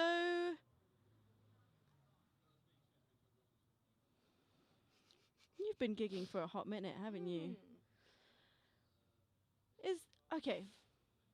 So considering your experience as a woman, honestly, if I took a shot for every time I said that phrase today, I'd be drunk. But yeah, considering, your experience of being a woman in the music scene, specific to Bristol, maybe not specific to Bristol, just in general, what comes up? What's like a big factor that like is inherent to your existence as a woman in the scene? Because everybody's got their fair share of stories and sentiments, and there's a mixture of really positive ones, and I guess dependent on the environment that you've been like nurtured in, there's a lot of support there. But also, if there's not that safe environment, then maybe it's, you'd have a slightly different outlook. So get into it, and like maybe how like your experiences going to like being on the FE course, and which is what the college course of BIM, because you're Bristol. Yeah, Bristol. Anyway, I just gave you like 15 points, so I'll give what I can. go ham. Okay, yeah. So yeah, I took the college course of the university that we went to, and that was honestly, as a young musician, like starting off, it was incredible. It's a shame they cut the course, which is a fat shame. But kind of going off of that, there were lots of things that I don't think were hammed into us enough, and that is one of the topics I'd like to bring up on that is women in the space, or people of color in the space. Like, we didn't really have that conversation, and so I kind of found out the hard way, because I didn't even really consider it. You know, I've never been in that space before, so I didn't have the unfortunate pleasure of having to live through these experiences. But a lot of them, we would go to, as a small band, we had small band, it wasn't very good, but you know, we did bits, and we did a few gigs here and there, and I fronted the band. It was a collective effort, but I fronted. And when we would walk into these venues, most of the time I wouldn't get a second look in, and that's where I kind of like, oh, that's so odd, like, why are they not talking to me? Why are they only talking to my male band members? That's so weird. And I didn't really think anything of it until I got older. And I now have my character of Emelina Murphy, and I'm doing quite well in the gigging scene. And it's still really shocking, and it hurts so much when I go into a space, and I've had a promoter not talk to me the whole event, asked questions to only my male band members. They obviously didn't know. Again, I do everything because it's my thing. And then I brung it up. I was like, hey, you haven't paid me, by the way. You didn't pay me, which I deserve to get paid because you were so awful at your job. And the person that promoted the gig was so misogynistic. He would be talking to my male band members, and I would be answering the questions in front of him, and he just refused to look at me. Yeah, it was odd. That's wild. That like, such blatant, like, refusal. Just refused. Acknowledge your existence. That's literally insane to me. Yeah, and I was stood there with bags on my shoulder, like with all the equipment, like, and obviously my name's on the bill. Like, I had massive hair, glittery, whatever. Yeah, you're like such a presence. You've got an amazing and wonderful like look and identity about you. You're recognizable. Like, yeah, so they knew it was me, and they actively chose not. Yeah, I was like, are you crazy? That's just. I just wonder, like, why, like, people that have closed mindsets like that are just so unwilling to fathom that women can exist in an equal level in the scene. It just baffles me. I don't understand. Wow, that's made me so angry. I'm so sorry. The fact that how recent was that? That was a couple of months. I want to shout out the promotion company. It was ASR Promotions, and I don't recommend you use them because I am not the only one who has had bad experiences from them. And they were awful. And the way that they I messaged him, I was like, hey, look, you were misogynistic as hell. And the other guy, the partner that runs it, was like, oh, so sorry you experienced that, but that's not what he was doing. No accountability, still didn't get paid, should have got paid. You know, it was just rubbish. The whole thing was rubbish. And that has happened, that being ignored and not even being spoken to when you walk into a venue all the time. I get spoken to like rubbish by engineers as well, by certain venues that I kind of don't really want to be a part of anymore for that reason. That's so disappointing. I feel like going into this, like, I knew that, like, there is an ugly reality present, which is why we need to have these conversations and talk about it. But I didn't realize, like, obviously I knew the extent, but, like, I feel like I've been fortunate that nothing as obvious as that has ever happened to me. But other things, but, like, I think there's certain people in our music community that are aware that there are issues happening, but are just not like that aware and that clued in that it's real, that it happens. People get treated differently, like, you know, everybody, you know, gets treated differently in a certain way, but like, I think people don't realize the extent of it, of like how deeply rooted it is, and like cis men like will probably never have to experience the same things that a woman would probably have to experience.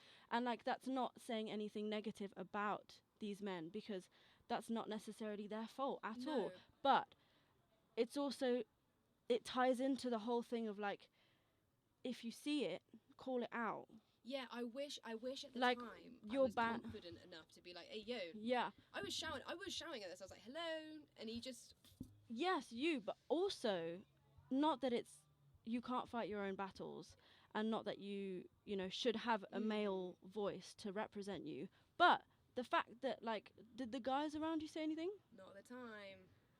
Like, I get it, like, you don't want to cause conflict, and like you don't want to put people in a sticky situation. But and like sometimes it's I want that fair. support, you know what I mean? Sometimes it's good to keep the peace, and sometimes it's also like again, hold up your friends, support your friends. If you see somebody that's not being treated in any context, if you see somebody that's being treated unfairly, and somebody who's being ignored, crazy, call it out, and just be, you don't even have to be super confrontational, and be like, look, why are you being a bleep? Bleep, bleep, bleep. I don't know if you've had this as well, but I've had groups of men whilst performing say stuff about my body, my chest, sexualizing me whilst performing. And then I got off stage and I was hyped. I was like, yeah, that gig was good. I did well. And then I have people I know coming up to me, and they're like pointing out this group of boys and then they were saying all of these things about me, and it was like such a downer on something that was so good. And I don't know if you've also experienced that, but it was like, just because I'm wearing something a little bit revealing doesn't give you the invitation. Doesn't give you the invitation. I didn't give you an invitation. I'm performing. To think about it, to talk about it, to like have an opinion on it, to like, it's such a thing, and it makes me so angry, because like the amount of like school papers I've done on the over-sexualization of women in the music industry, it's shocking how prominent it is, and it makes us so conscious of our appearance when we're performing, when we're in the scene.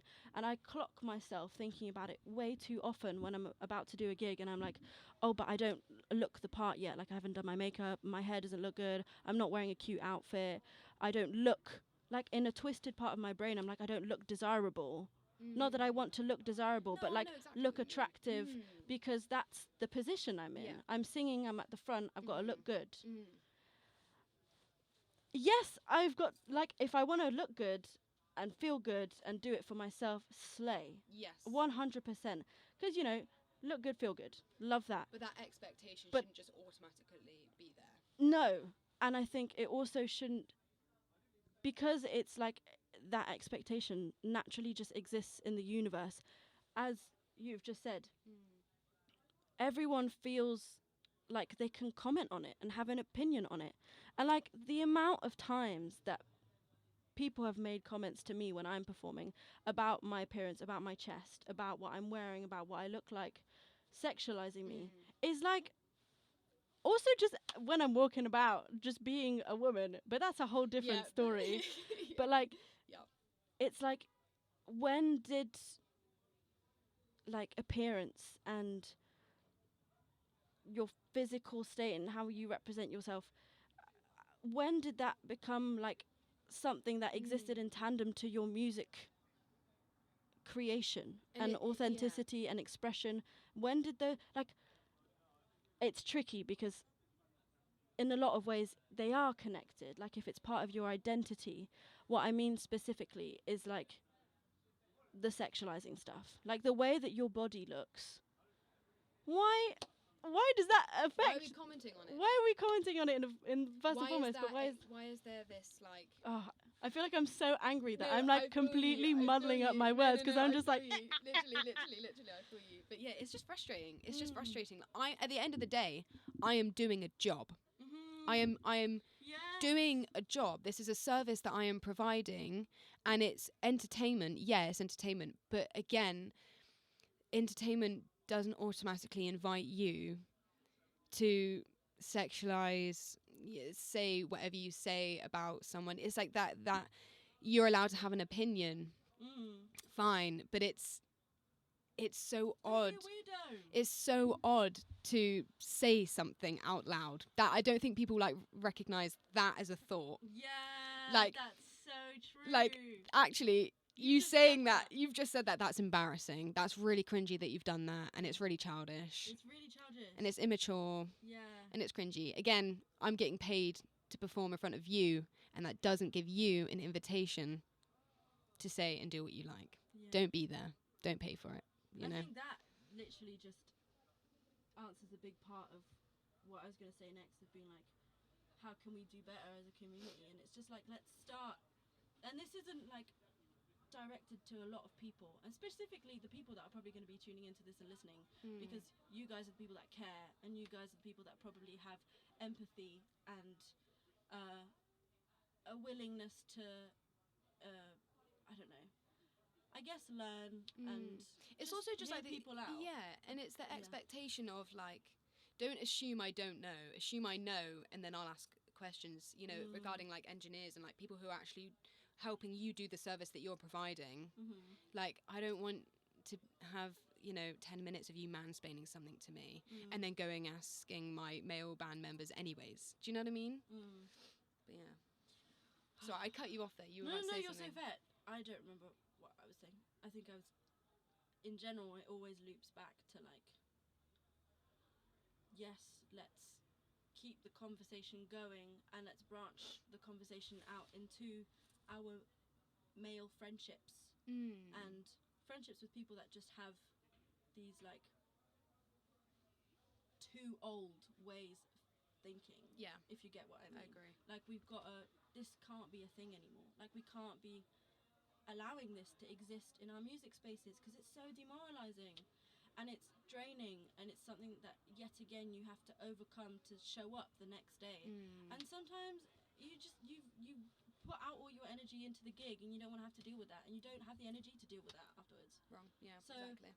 if you see it, call it out. Call it out. Call it out. Tell your friends. It's yeah, scary. call your friends out. It is Do scary. it as a group. Also, get somebody else to call it out for you if you're scared. Like, not scared, but like if you feel intimidated or.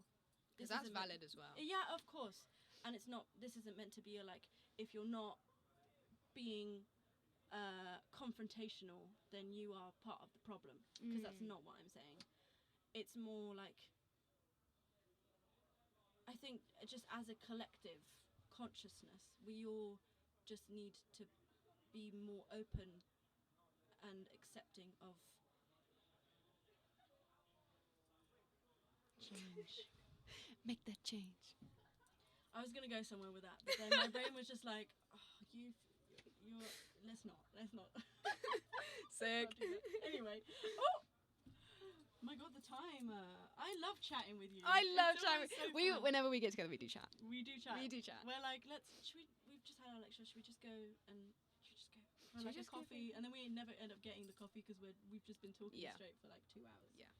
And I wouldn't want it any other way. Yay! Thanks, Queen. Oh, thank you, Lily. Thanks for Lily having me. You're so cute. I love this bitch. Am I allowed to? She did. Ooh! I'll take that. That was a compliment. That wasn't.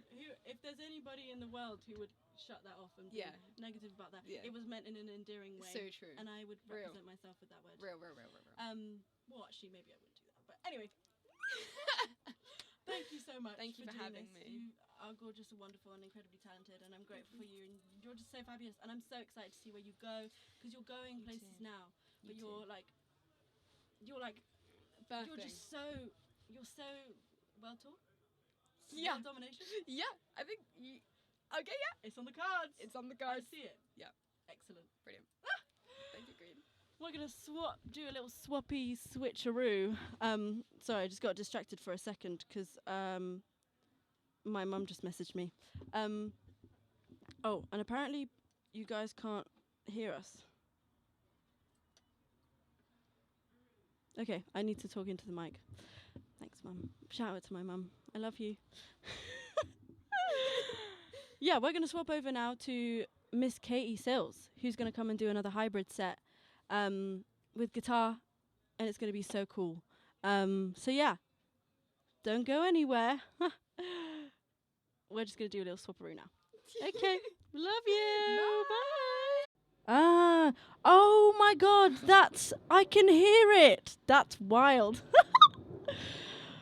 Okay, we're back. Please, can we welcome the amazing, the wonderful Katie Sills, who's going to do a sick hybrid set. Yeah. This whole time, it's just been silence. Anyway, who's going to do a hybrid set with some beats? ? Oh, yeah. And some amazing guitar. We played together at the Galley as part of the residency, and Katie's phenomenal and wonderful. So you're in for a treat. Hit it, girl. Thank you.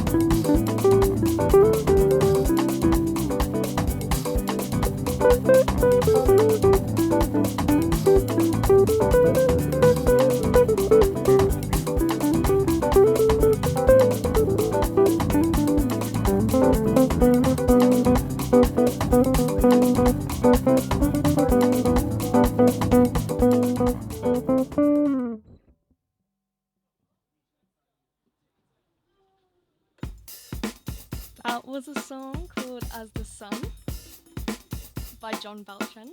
And this next song is a cover of a song by Oscar Jerome called Gravitate. Enjoy.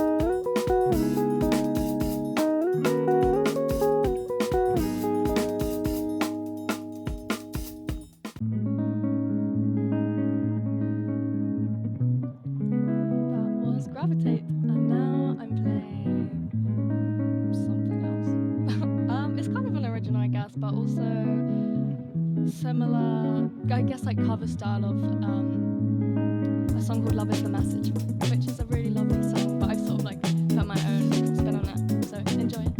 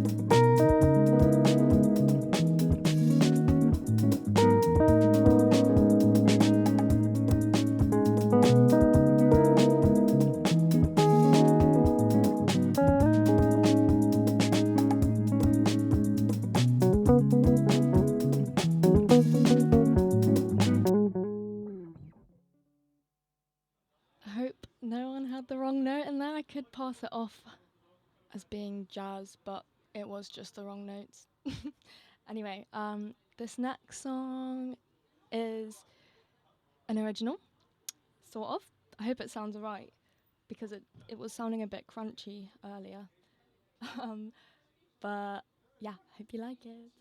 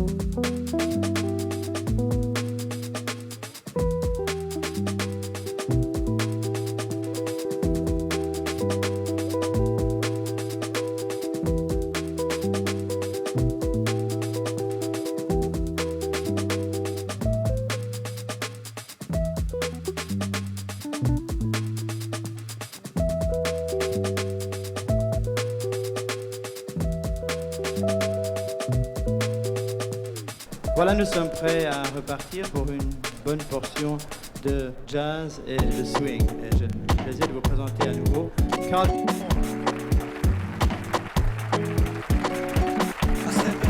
Invincible, they said they wanna get wild up. By 24 in Mexico, set to go and get wild up. I already know the belly flow, so now I gotta get wild up. I set the floor, invincible, they said they wanna get wild up. By 24 in Mexico, set to go and get wild up. I already know the belly flow, so now I gotta get wild up. We want to be wild and free. We be forever. We wild and free. We free forever. Need to get back up on it like SA. My brother and the bad is all up in LA. Waiting for the greatness to engage. Connect the next arrest. Full change, full range, innocent game. Then my bright lights on a big stage. Different colours, but it's one love. Heavy on the guard, no we bring thunder. If you're wise, you will dance longer. Short time for the ride, big bumper. Different colours, but it's one love. Heavy on the guard, no we bring thunder. If you're wise, you will dance longer. Short time for the ride, big bumper. Diff colour, but it's one love. Heavy on the guard, no we bring thunder. We want to be wild and free. We be forever. We forever wild and free. We free forever. Take me as .I.am. Brighter days and a brighter plan. While I'm waving the team too crazy. Big up my family, my fam. I'm gassed up, face in my hands.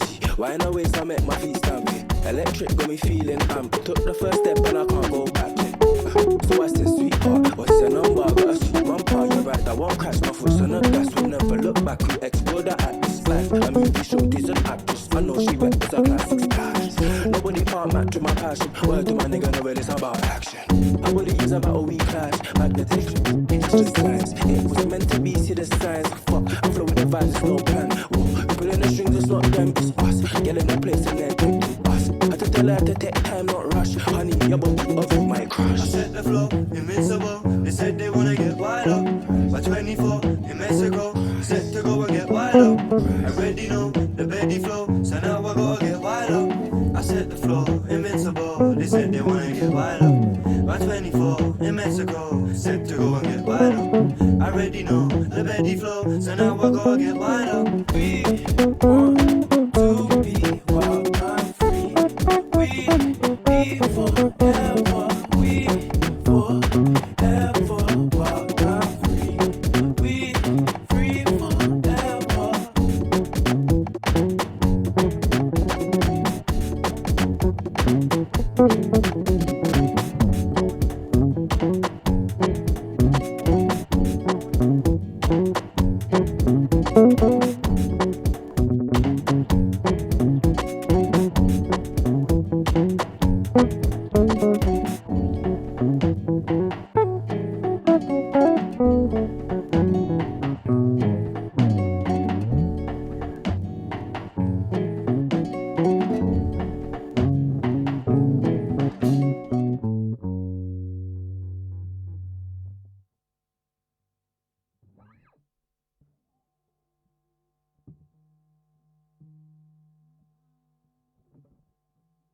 It. This is so sick.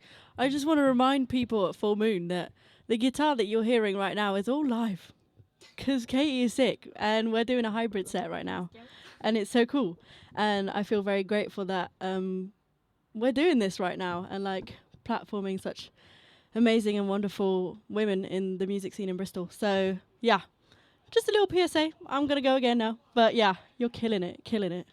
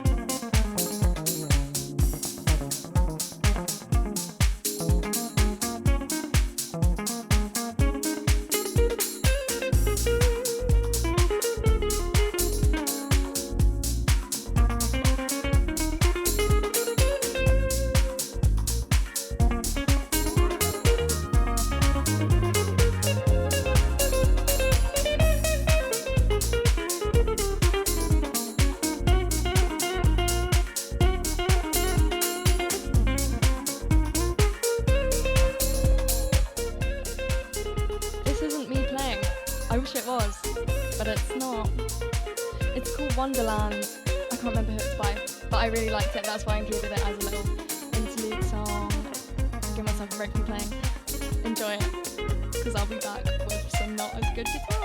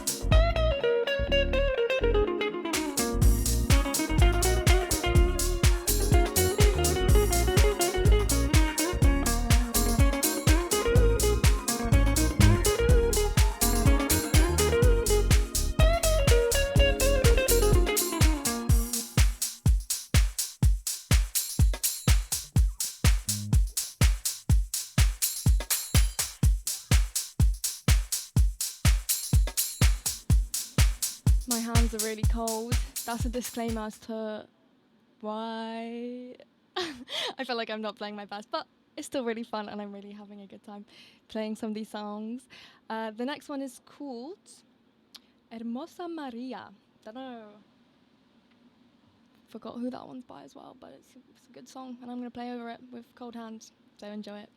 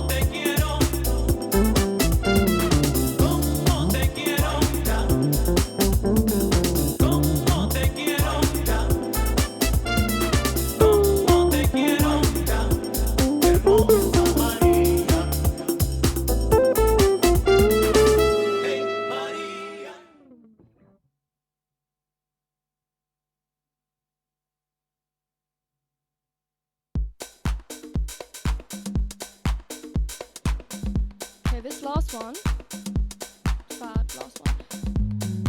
it's a cover sort of a song called For My Ladies, which is quite a fitting song title for tonight's night, which is celebrating the women in the music scene in Bristol. And I hope you like it.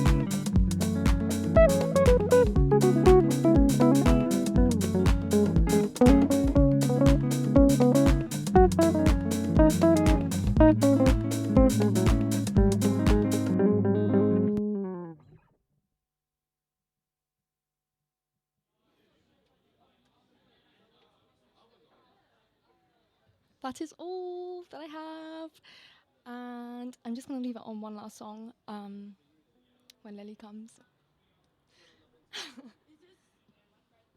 Last one? Well, I played the last one. Okay, stunning.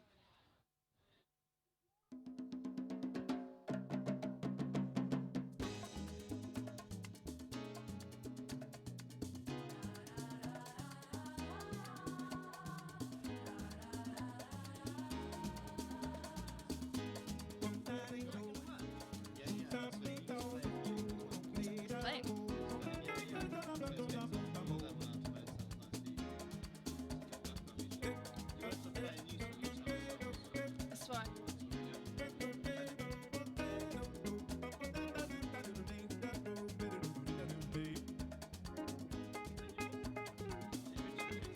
It's alright, I'm gonna leave it here for now.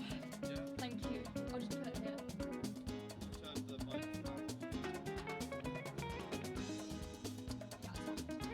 Let me get up all. Is it on? Oh, it's on. Hello. Oh, it's on. Yeah, actually, that might be good. How do I do it?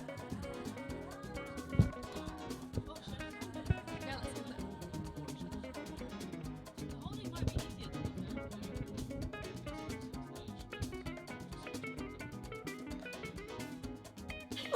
than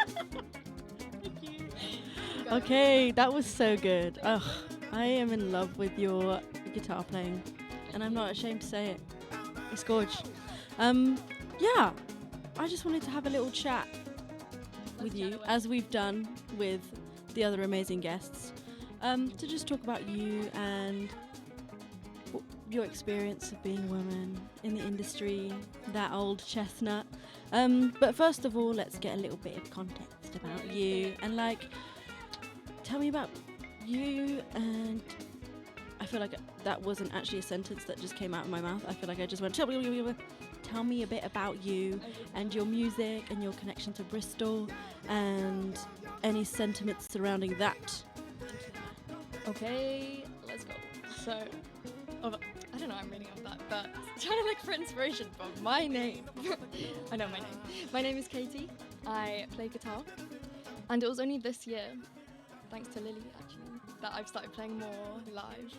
I think before that, I've been playing guitar for a very long time, my whole life pretty much, because of my dad, if you're watching. Yeah, he taught me from a young age, but it was only really since May, when we did our first gig together, that I've had the confidence to play. And I think, I mean, we'll get into it a bit later, but I feel like, yeah, definitely being a woman has influenced that. And yeah, let's do it now. I think I felt some sort of barriers sometimes just because people will tell you that you are, but I've never felt good enough. And I don't know whether that ties into being a woman or whether it's just like a confidence thing that I happen to have as well as being a woman, but I think that that's definitely played a huge part in like why I haven't really felt confident enough to play. And yeah, it's been really nice actually getting out there and playing with other people more. That's really, really helped me, and playing with others has improved my confidence enormously, which has been really nice. That's a little bit about me. So, like, how these posters keep trying to nab my hair. Let me just take my hair down. Cue montage. Oh, it's stuck.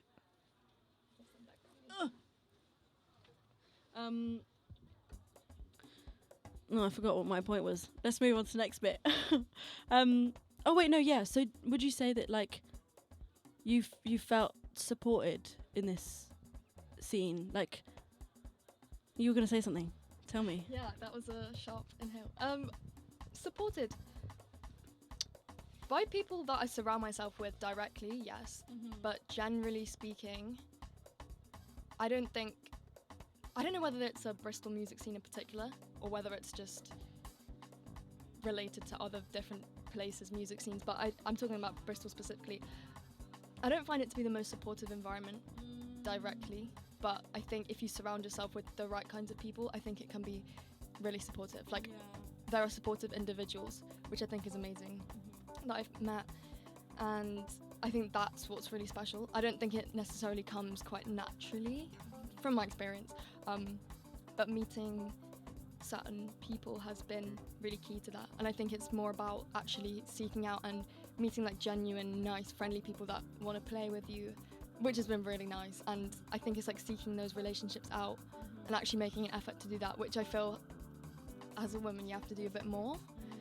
I don't think it comes so naturally. I'm just speaking from my experience. As an instrumentalist, I'm in the Bristol music scene. It's just such a different perspective to what I have. Yeah. I think it's definitely improving for me. I think a lot of it is also like a mental sort of thing. I don't think a lot of it's real. A lot of the time, like, I'm just making these things off my head and thinking it's so hard to actually get out there and play and be involved, but really you get to meet these individuals that make you realise that it's actually not that bad. Like you, yeah, it is. And it has been really nice meeting those people. And for that reason, it has been supportive for me, but not initially. So I feel like I've had to build that up myself and surround myself intentionally with the right kinds of people to make it feel supportive. Yeah. I noticed that you say like about curating your environment, like choosing to surround yourself with certain people that you know will like uplift you. But like, do you think there's a way for us like as a collective to move forward and not have that as like a thing that you need to go out and consciously make an effort to like have in your life? Like, how do you think we as a society can like make that the norm, that like everywhere and everyone is welcoming and supportive? Yeah. Sorry, big question. Yeah, I think that I really like the idea of women-only jams and like focusing on those sort of spaces as a place that you can go and feel supported as a woman specifically. But what I would really like to see would be that just like integrated naturally, rather than it having to be like separated as like this is a women's only space. It's really nice. I'm just sort of playing devil's advocate in this way by being like, it would be really nice if there was, obviously ideal world, but like a 50-50 split between like instrumentalists, like musicians that come up and play. And it is just, I think when you see other women on stage, I feel a lot more comfortable knowing that like it's almost like you idolize people that play on a stage. Like I could do that myself. Like, and when I see more women, I'm like, it is possible. Like it is really nice, and it is really nice to experience these. Like, it's so great that there are actually spaces that you can go and play, and it's a really nice, comfortable environment. But it would be nice to just see it be a bit more like naturally become. Like you don't have to go out of your way No, to find it. no. It just exists. Yeah, that would be nice. And also, it would be great if, what am I trying to say? I've lost my train of thought. The music's gone. I feel like that was, keep me going.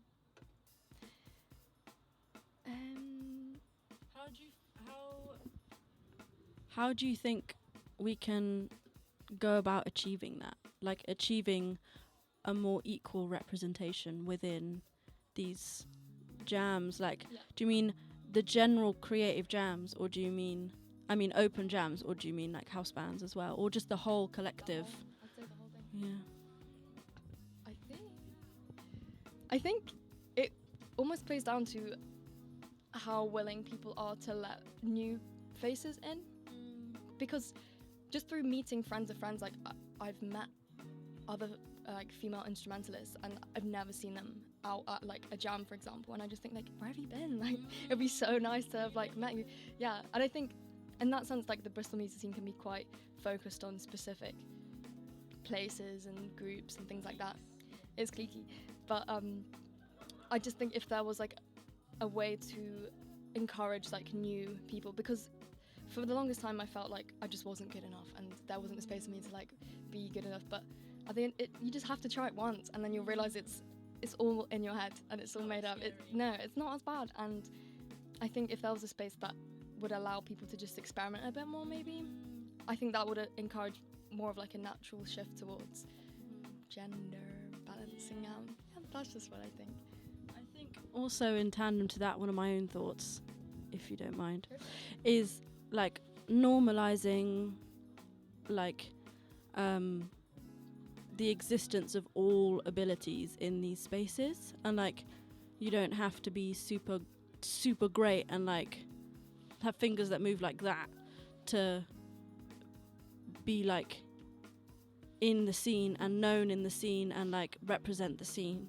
I think that can be a bit of a scary thing, like adding on to what you're saying, of like you see the people that are doing the thing that you want to do, and they're all sick and they're all amazing, and it feels like super daunting and intimidating because you feel like you're not at that level, or you want to be at that level and you're on the way there, but maybe you just need that push, like whatever.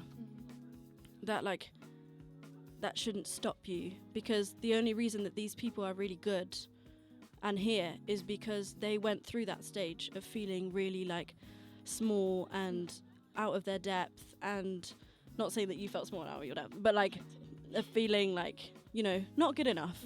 Like that's such a normal process. You have to do that. You have to jump into the deep end and be like, I am a teeny tiny fish in this humongous pond, and there's loads of big fish swimming around that have like brighter, shinier scales than me, and I wherever this metaphor is going, yeah, like don't be put off by the current or the like skill levels that you're seeing, because you could be at that. You could be even better, and you just won't acknowledge it because, or you'll struggle to acknowledge it because you haven't seen yourself in that environment. I don't know. I feel like I'm waffling now, but that's my thought. Is there anything else that you wanted to shed light on, talk about? Any stories, anything? Any stories? Well, I really like what you said. I feel like that was the point that I was trying to convey. Yeah. Sorry, I didn't mean to. No. It's yeah. I feel like that summarizes a lot of the thoughts that I've had, specifically about the Bristol music scene.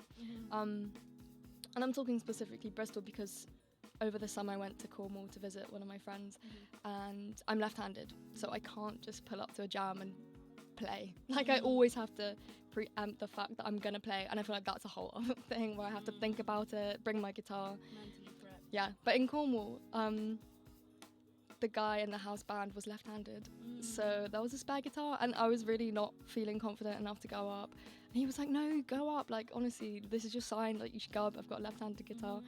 So I played, and it was really, really, really fun. It was so fun. Like the whole crowd was just dancing. Like the music was great. It wasn't technically as like good as some of the stuff you'd see at like the Bristol jazz jams or whatever, but for me that didn't matter because I was having such a good time just like playing 3 chords on a loop, or then like playing a pentatonic scale, which I do a lot of the time anyway. But yeah, it was just so much fun, and the energy was just different because people didn't care so much about the technicalities of the music. They were there for the sound, and it sounded great because everyone was having fun, and I think that's the most important thing. And I feel like if there were spaces here where people could literally just get up, someone's learning bass and they just play like 2 notes on a bass and everyone's just like gassing them up, I feel like you'd get confidence so much quicker, especially for women, as this whole thing's about tonight, because there are a lot of women that play instruments and sing and do lots of musical things, but I just don't think they're seen so much here. No, they're not. But we need more. This is your sign. Make yourself known. You are loved and you are welcome. That's all. Oh my gosh, the best. Thank you so much for being part of this. You are fabulous. That was such a sick set. Yeah, I really want to do this again. Yeah, wink, wink. Void family. And I promise I will be less scatty. And I'd love to have you back if this happens again. But anyway, killed it. So good. We are now going to move on to a special guest, my dearest, darling, fabulous housemate, best friend and wife, Eva Parfitt, who's going to bless us with some of her original music. And I'm so excited. I just love it. I get to hear it all around the house, and it's just the most beautiful thing ever, and it brings me to tears all the time. So I'm very excited to be able to provide the space to share this. Anyway, I'm going to stop waffling and bring her in here. Don't go anywhere.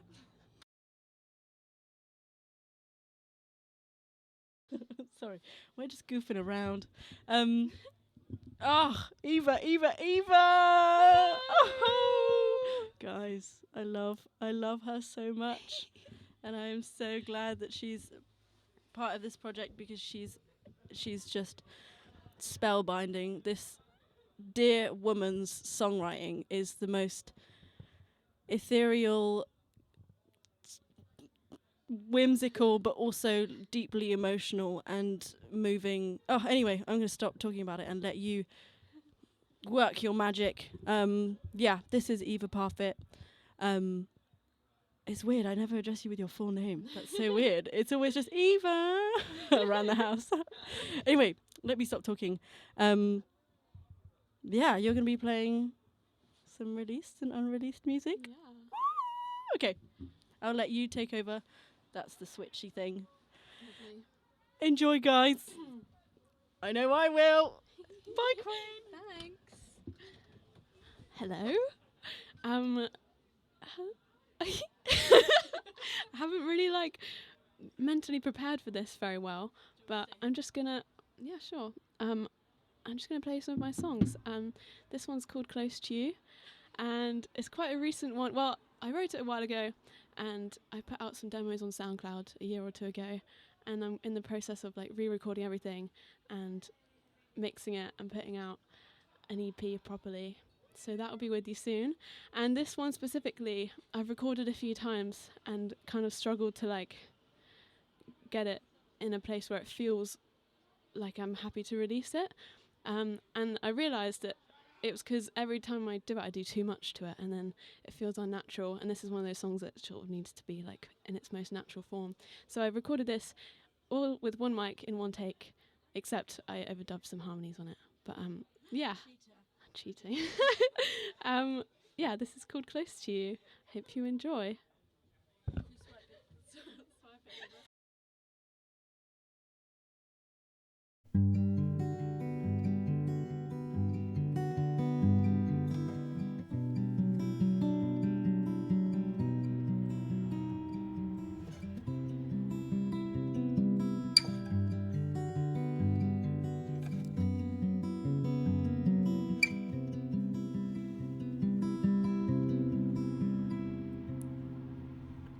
I've got nothing to say, I'm just getting in the way, and I'm waiting for your call, with my back against the wall. I'll see you in a week, but my limbs are getting weak, and the air is getting cold.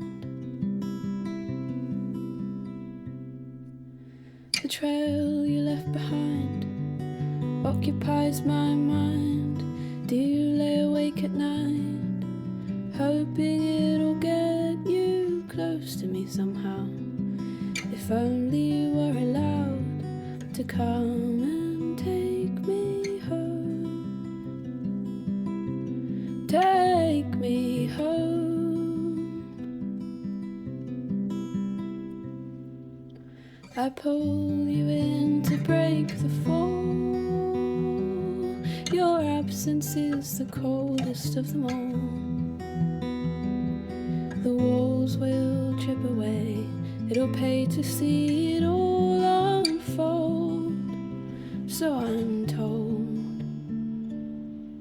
So I'm scratching at the walls, my friends can hear it all, and I lay awake at night, hoping it'll get me close to you somehow. If only you were allowed to come and take me home. Take me home.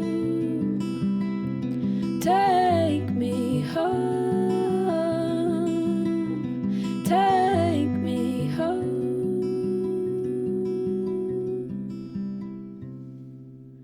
I pull you in to break the fall.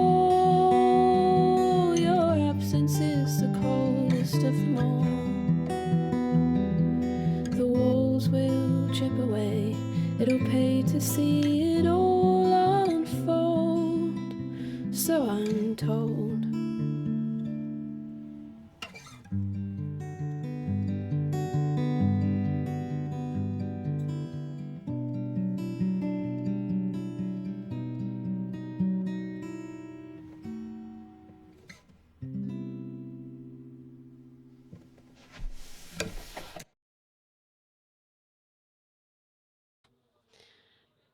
Hey, that was Close to You. I hope you liked that.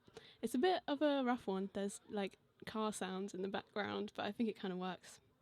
I hope you liked it. Sorry to bring the vibe down, but this is the stuff that I write, so yeah. The next one is a bit more upbeat. It's called Mute the Alarm, and this one is very nearly ready for the EP. It's all mixed. I've been mixing it with one of my teachers at uni, and I've learned a lot from doing it, and it's really like empowering to be able to mix my own songs. And yeah, this just needs to be mastered and then it's gonna be ready. So you guys are some of the first people to hear it. I hope you enjoy, and I hope you enjoyed mine and Lily's interpretive dance. Yeah, this is Meet the Alarm.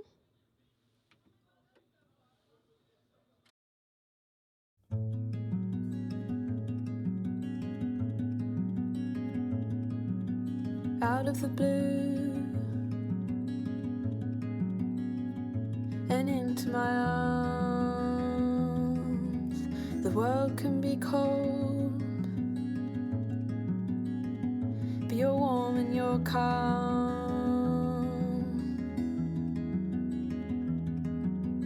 Even if the earth we tread falls through, the wind will always pull me back to you. Your love's a great horizon where I'd gladly let my heart reside.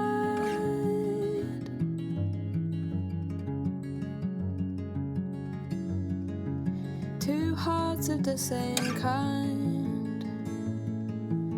No, nothing's gonna change my mind.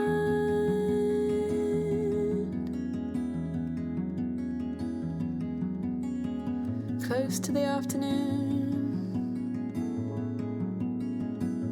you mute the alarm, 'cause I spend the whole night awake with my head in your arms. The reason can be hard to underpin, so you're waiting for the tide to wash me in. Patient as the sunrise, pouring light across the misted sky.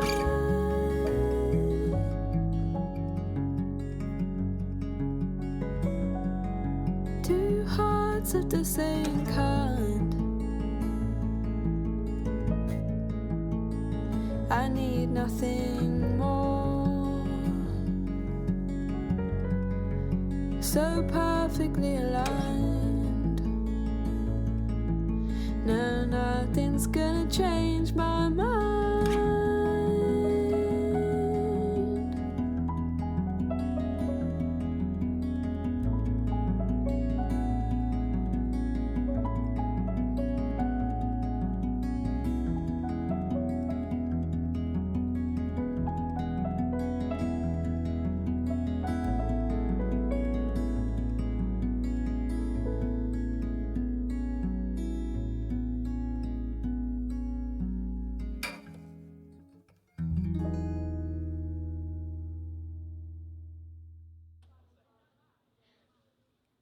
That was Meet the Alarm.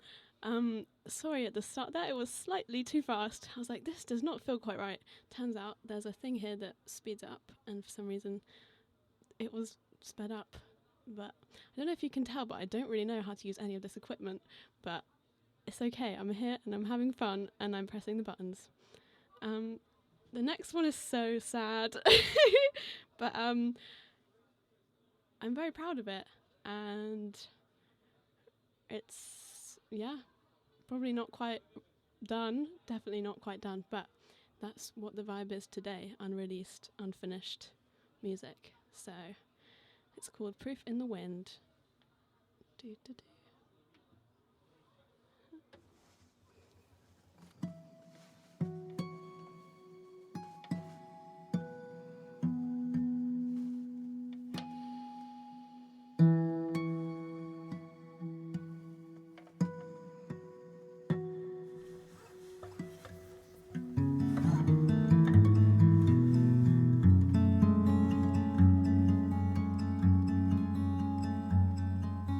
Bricks and mortar, fizzy water, hiding in your room.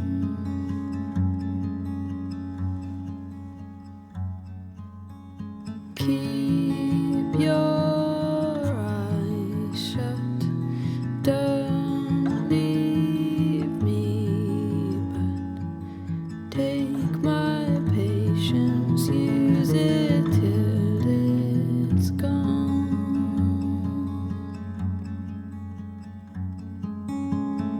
It's gone. Oh, the proof's in the wind, it's changing again, returning the pain that I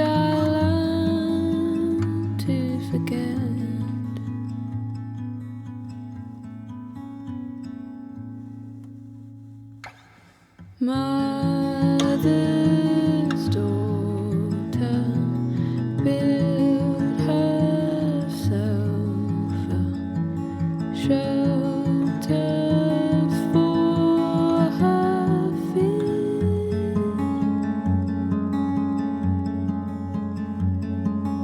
Ever waiting, contemplating. Don't you wanna hold me till I'm gone?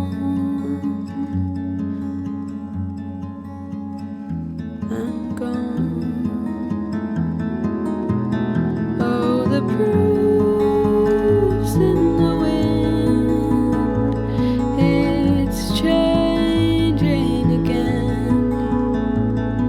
Returning the pain that I learned to forget. Oh, the proof's in the wind. I'm changing again. Giving you love that you'll try to forget. You will try to forget.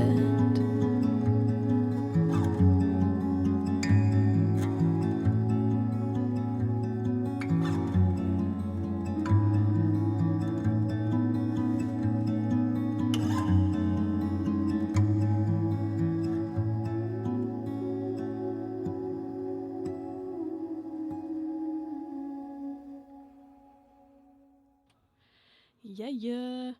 That was Proof in the Wind by Eva Parfitt. And my name is Eva Parfitt. I'm getting lots of messages from like my friends and family that are watching. So hello everyone. This is so strange. Okay, this next one is gonna be my last one for now. And after this, me and Lily are gonna have a little chat, I think, and then we'll be back again with our Hibiscus tracks. So there's more music to come. Yes. This is called Twice as Bright, and it's a cool one. I like it. It's fun. It's got my wonderful boyfriend Seth Winfield, Seth.apathy, on the bongos. And yeah, it's a very fun song, and I hope you enjoy it. And bonus points if... Oh, I'm actually not going to say that. That's really embarrassing. Okay. Love you. What? Why did I just say that? Anyway, here we go.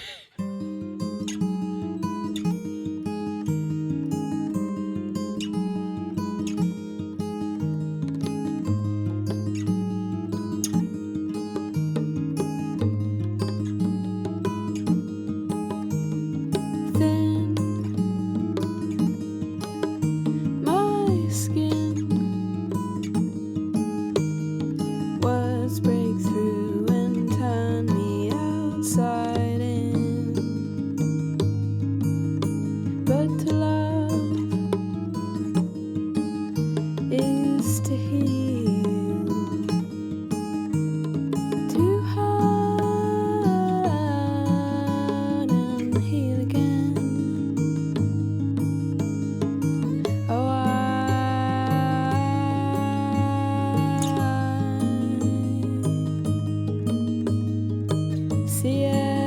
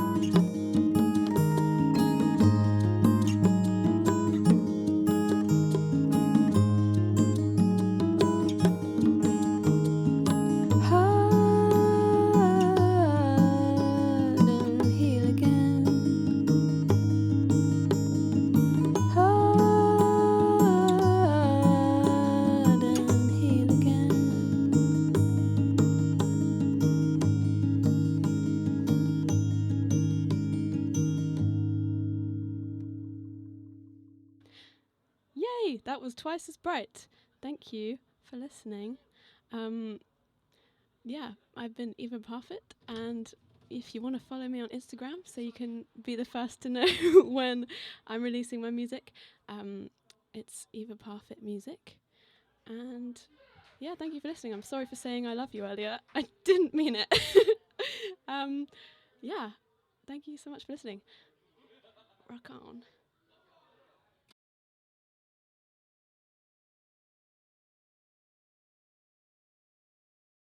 Hey, it's me again.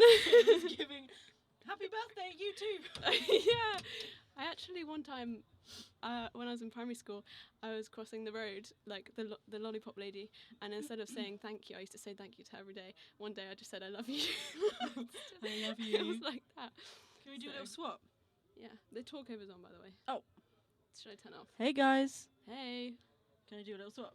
Of course. Thank you. Oh my god, I'm on this side now. Oh, it's so much warmer over here. That's crazy. Hey guys. It's come to that point in the organised set. Sorry, I don't know what I was going to say. I was going to follow that up with other stuff, and no, I just didn't. We're going to play some Hibiscus tunes. For those of you who don't know, me and Eva have a duo project together, which has now expanded into full band.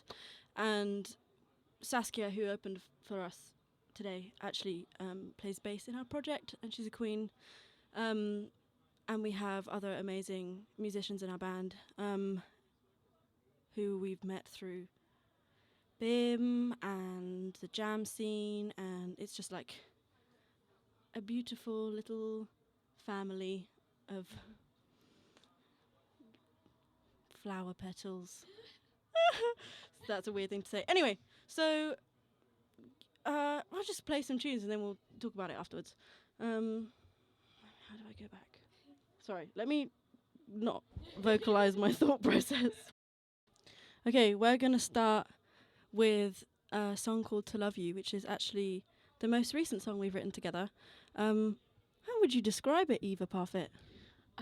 It's just a little, like, lovely song about loving someone, and it's kind of like our most sort of classic jazz standardy sounding one, but in our own modern like contemporary neo soul way. We always finish each other's sentences. We share a brain cell. Okay, this is To Love You. Oh, sorry guys. Hope you're still with us and enjoying the show. Love you.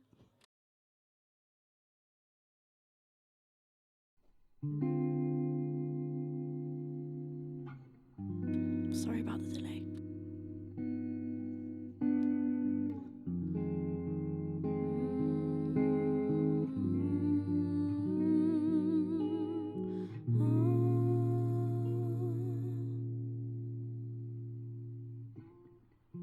Sitting on a bench in the park, thinking of the smile in your laugh.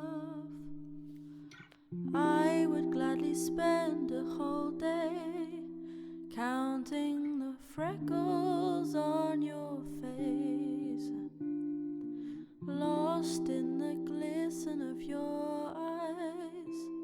Can I dive in and stay there a while?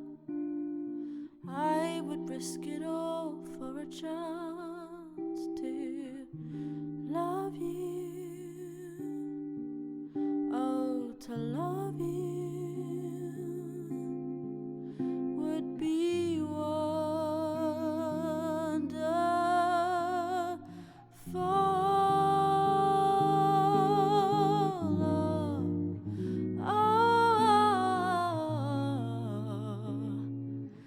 sitting on this bench in your arms, feeling giddy, feeling calm in equal parts. There's all these words that I don't dare to say out loud, but you can read them on my face without a sound,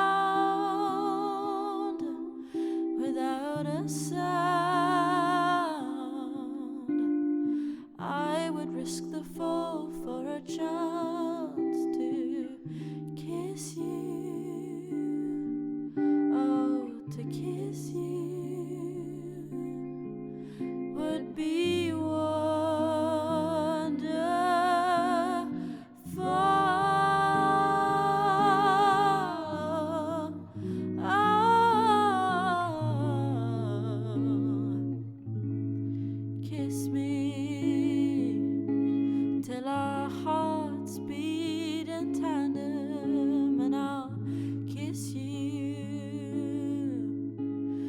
it's all that we can fathom, and I'll be here when the autumn turns to winter, and I'll stay when it blows over into spring.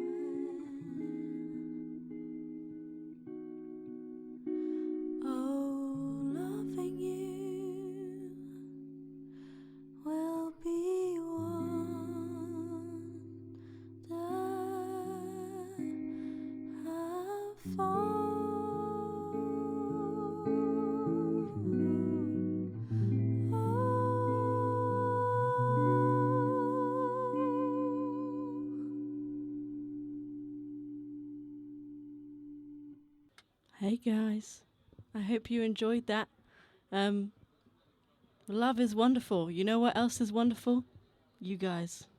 Thank you for tuning in and listening to us women express ourselves and hold ourselves up in this space. It's important, and we just flipping love music, don't we? Do you want to say a bit about how we recorded these? Yeah. So we recorded. Should I say when we recorded these? We recorded these last night. We are kind of in the middle of some big uni deadlines, so we have had lots on our plate. But last night we were like, we need to make time to record some demos.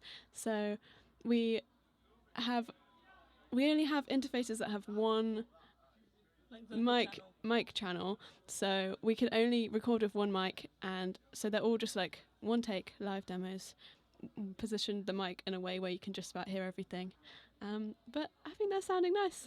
And yeah, but just bear that in mind, we're soon going to be recording them in the studio, big style, proper, and so then you're going to hear them for real.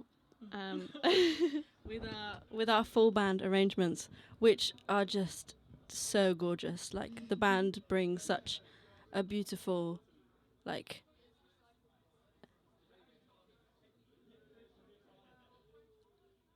I had such a good word and it's actually not grammatically correct in that context, so it envelops the sound in a beautiful way. That is what the hell does that mean? That doesn't mean anything. Anyway, they make it sound so gorgeous. We've got Rafa on saxophone, Bert on saxophone as well, I think, alto, tenor. And we've got Miranda Faye on violin, and we've got Jasper Jacques Dorso on percussion, and, as we said, the one and only Saskia on bass. That's our little Hibiscus fam, including ourselves. Yay! And yeah. Oh, who's that? Ah! Oh my God! That's Rafa right there. The sax player in question, who's fabulous and amazing and wonderful. Love you, Rafa. Okay. Honestly, chuntering on, always. What should we play next? Should we do a little bit of sea salt? Yeah, I reckon. Guys, I'm sorry. This one's a bit sad, but it's like that sometimes in life. And if you express it, it makes it all better. What would you say this is about? Not to get too deep. This is a sort of a hard one to define, because we set out writing about one thing and then it kind of became something else. But I think it's kind of about, like, I don't know. Do you want to say? I feel like I don't know. It's like being in an unhealthy dynamic with somebody and knowing that having them in your life isn't... Oh my God, the spirit came out and said something just then. their energy makes you feel small, and but it's so like ingrained in your system having them in your life that you can't imagine like not having them there. It's a weird one. It's basically just a toxic relationship. I don't know why I keep being so out of breath. I feel like I just keep talking so much and not remembering to inhale or exhale. Anyway, do you think that just about sums it up? Yeah. Yes. Okay, excellent. We're gonna stop talking now, and I'm gonna stop talking. I'm waffling. Okay, bye.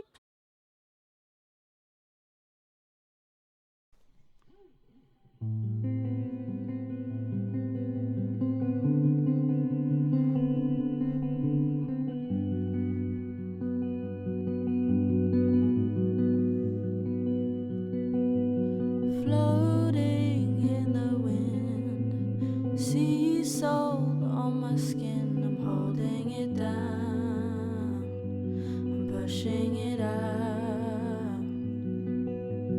Buried in my sins, a blaze lit from within. I'm holding it down, I'm pushing it out. Strip me bare and I'll surrender. Beat me down and I'll pretend that it's fine. I will be fine. Pick me up and hold me tighter. Lead me here just to leave me behind every time.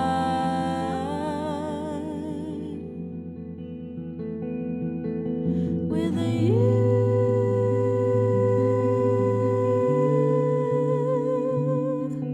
I'm see-through,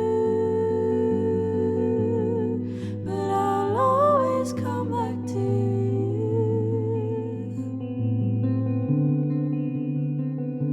and you know it's true.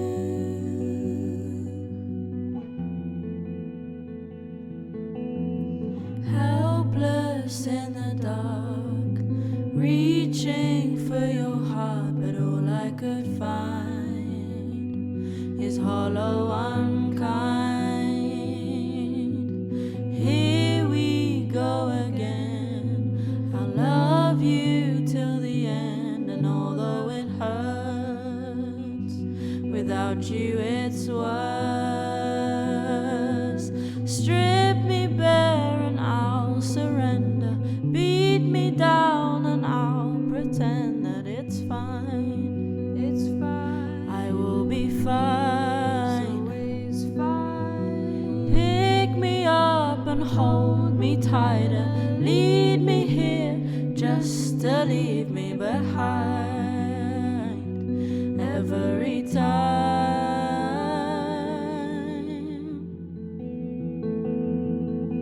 With you,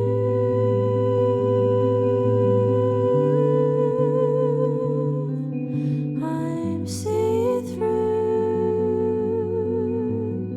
but I'll always come back to you,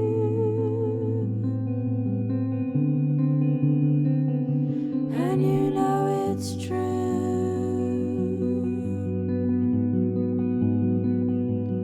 With you,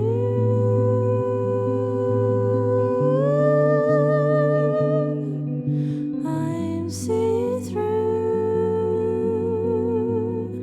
but I'll always come back to you,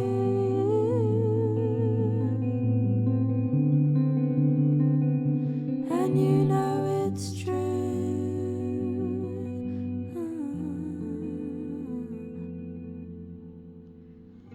Floating in the wind, sea salt on my skin. I'm holding it down, I'm pushing it out.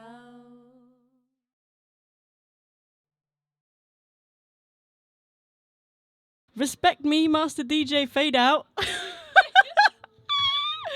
Okay, thanks for listening. Did someone just clap? It was probably at the football. Anyway, but if you were clapping at me, thank you. I appreciate you. What do you want to play next, Queen? I reckon reckon we should do Care for Her next. Oh, Care for Her is one of my personal favourite songs of ours. I feel like I say this every time, but it's hard to describe it in another way. We wrote this song as a love letter to ourselves because things are messy and hard and complicated, and sometimes you can feel like you're not doing enough, or it's all of this stuff is your fault or whatever, and just like not show enough love to yourself. And this song is about just like giving grace to yourself and reassurance that like this is normal and it's okay and everybody goes through this. That's not to make it any less hard, but know that you're not alone, and that wow, that sounds like I'm doing some like inspirational like real video going, you've got this. But it's true, you know. I think now there's more of a conversation happening about being honest about humans and our brains and how hard it is to exist in this modern day world where there's 5 million hundred things going on at the same time. And yeah, it's cool. That isn't normal, but like how you feel is normal. And yeah, so care for her, or care for him, care for them, care for everyone.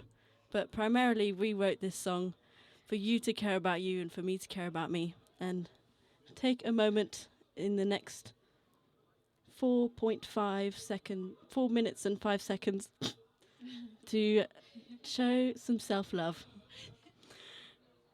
I'm killing this, aren't I? Oh, goodness. Okay. I feel like it's even worse when I'm in this format than when I'm at a gig, because there's literally no one to stop me. I mean, now there's you to be like, I can want to leave.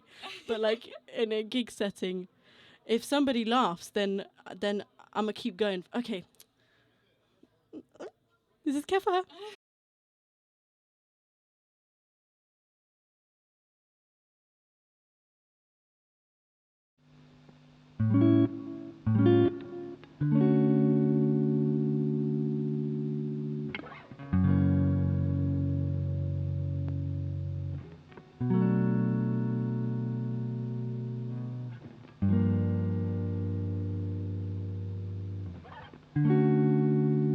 In time you'll learn to love her.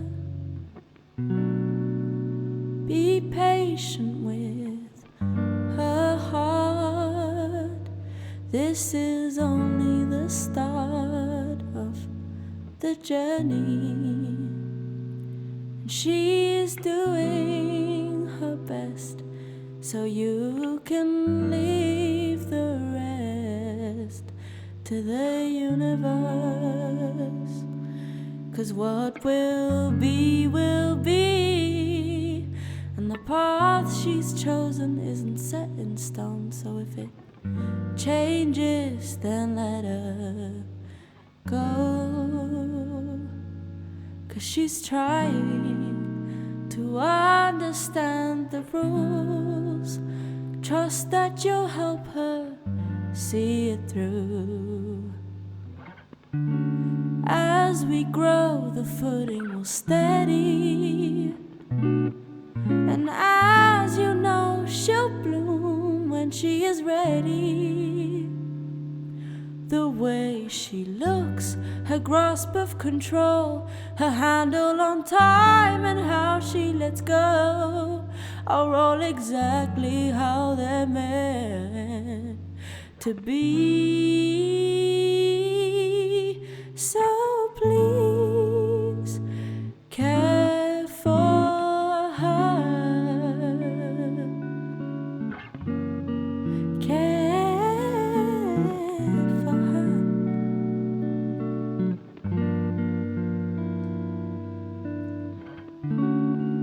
No mistakes, no wrong moves could ever condemn her or you.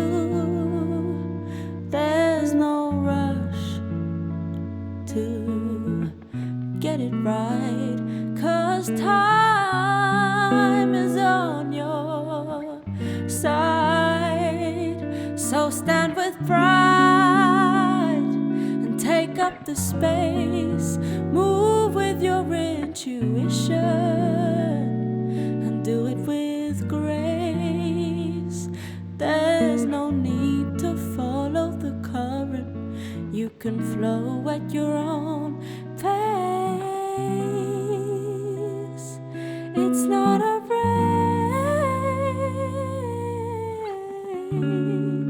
As we grow, the footing will steady. And as you know, she'll bloom when she is ready.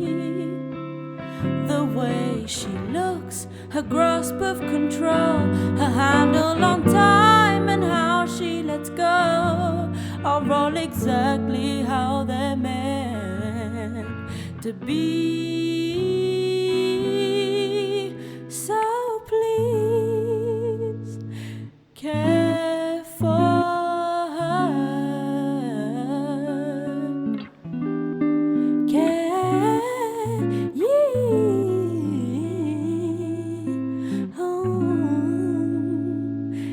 Care for me.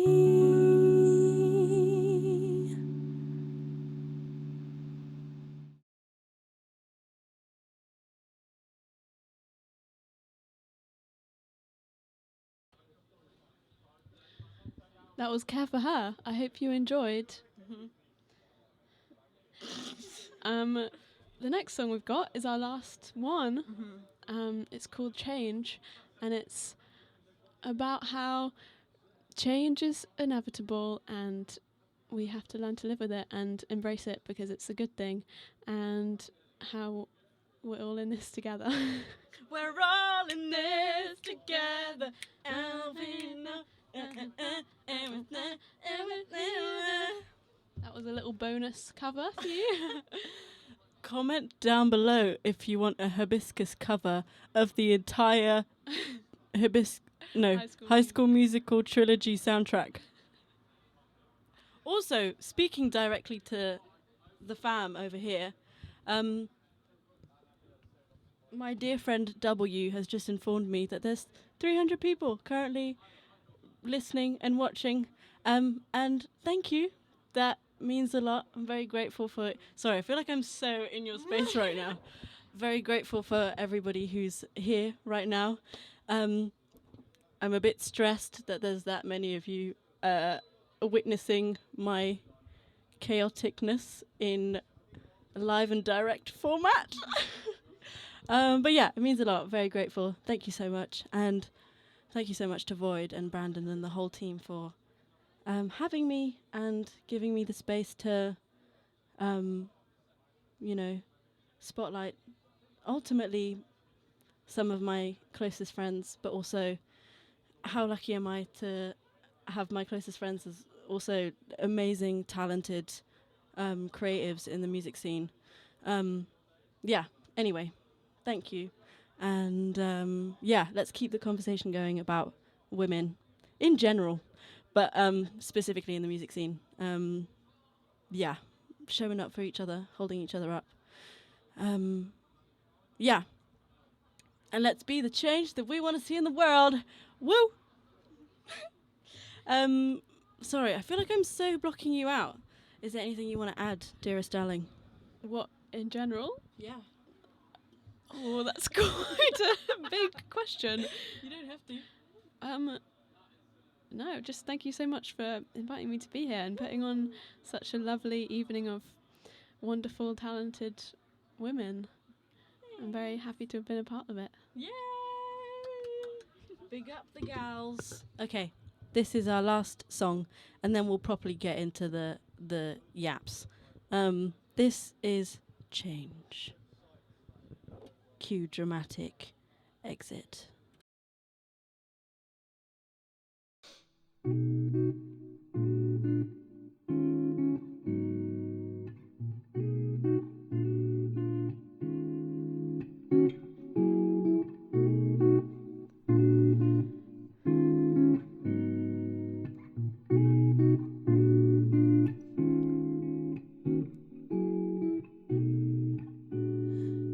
keeping my head above the water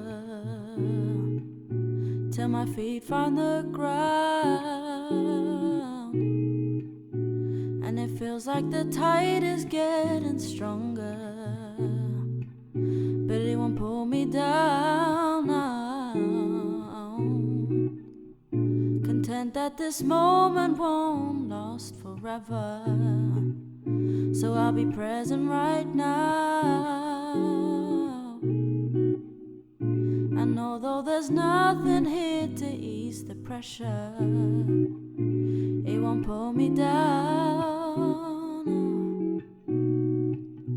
'Cause we're singing change, come, come. Yeah, you know you're not the only one who feels like time is on the run. We have won.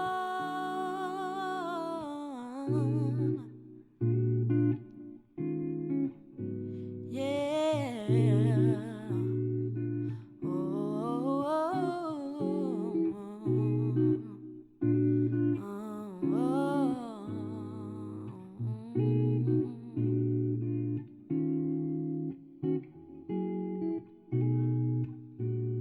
Keeping our spirits high amongst the chaos, taking one step at a time. 'Cause we know that the struggles that we face won't stop us. We take it all in our stride, content that this moment won't last forever, so I'll be present right now. Although there's nothing here to ease the pressure, it won't pull me down now. 'Cause we're singing change, come, come. Yeah, you know you're not the only one who feels like time is on the run. We have won. Yeah, we're singing change, come, come. Yeah, you know you're not the only one who feels like time is on the run. We have won.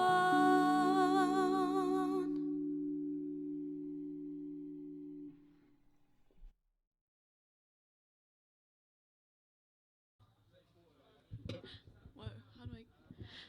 Thank you for listening. We've been Hibiscus, and those were some of our demos. Yeah, if you want to follow us on Instagram, it's @we_are_hibiscus. Yeah. Big things coming very soon. Big things coming. Yes. I should laugh at that. Okay, let's just take this off. We're going to get into the interview part of... Look at me being a diva. The interview part of this set. I don't know why I said that in such a formal way. We're going to have a chat now. And yeah, to be fair, we have chats like this all the time, like, because we're so close and because we like share similar experiences of things, or similar feelings about things. Like, this is just your average Tuesday cooking in the kitchen. You're probably cooking up some beans, talking about how we're going to fix misogyny. I need to just... I think I just need to collect my thoughts and think about what I'm going to say before I say it. There was no need to say that. Okay, I need to actually stop. So, tell me a bit about you, Queen. A bit about your music. A bit about what connects you to Bristol, like, physically and mentally. And, yeah, tell the people a bit about yourself. So, I'm Eva, and I moved to Bristol because I'm from Devon and Devon gang. Exeter, Devon gang, and I moved here for uni because I wanted to study music, and Bristol is an excellent place to be if you want to immerse yourself in the music scene. Yeah, and since being here, I've sort of developed my own songwriting, and I've become parts of lots of different like collaborative music projects, including Hibiscus and a variety of different ones in like different genres.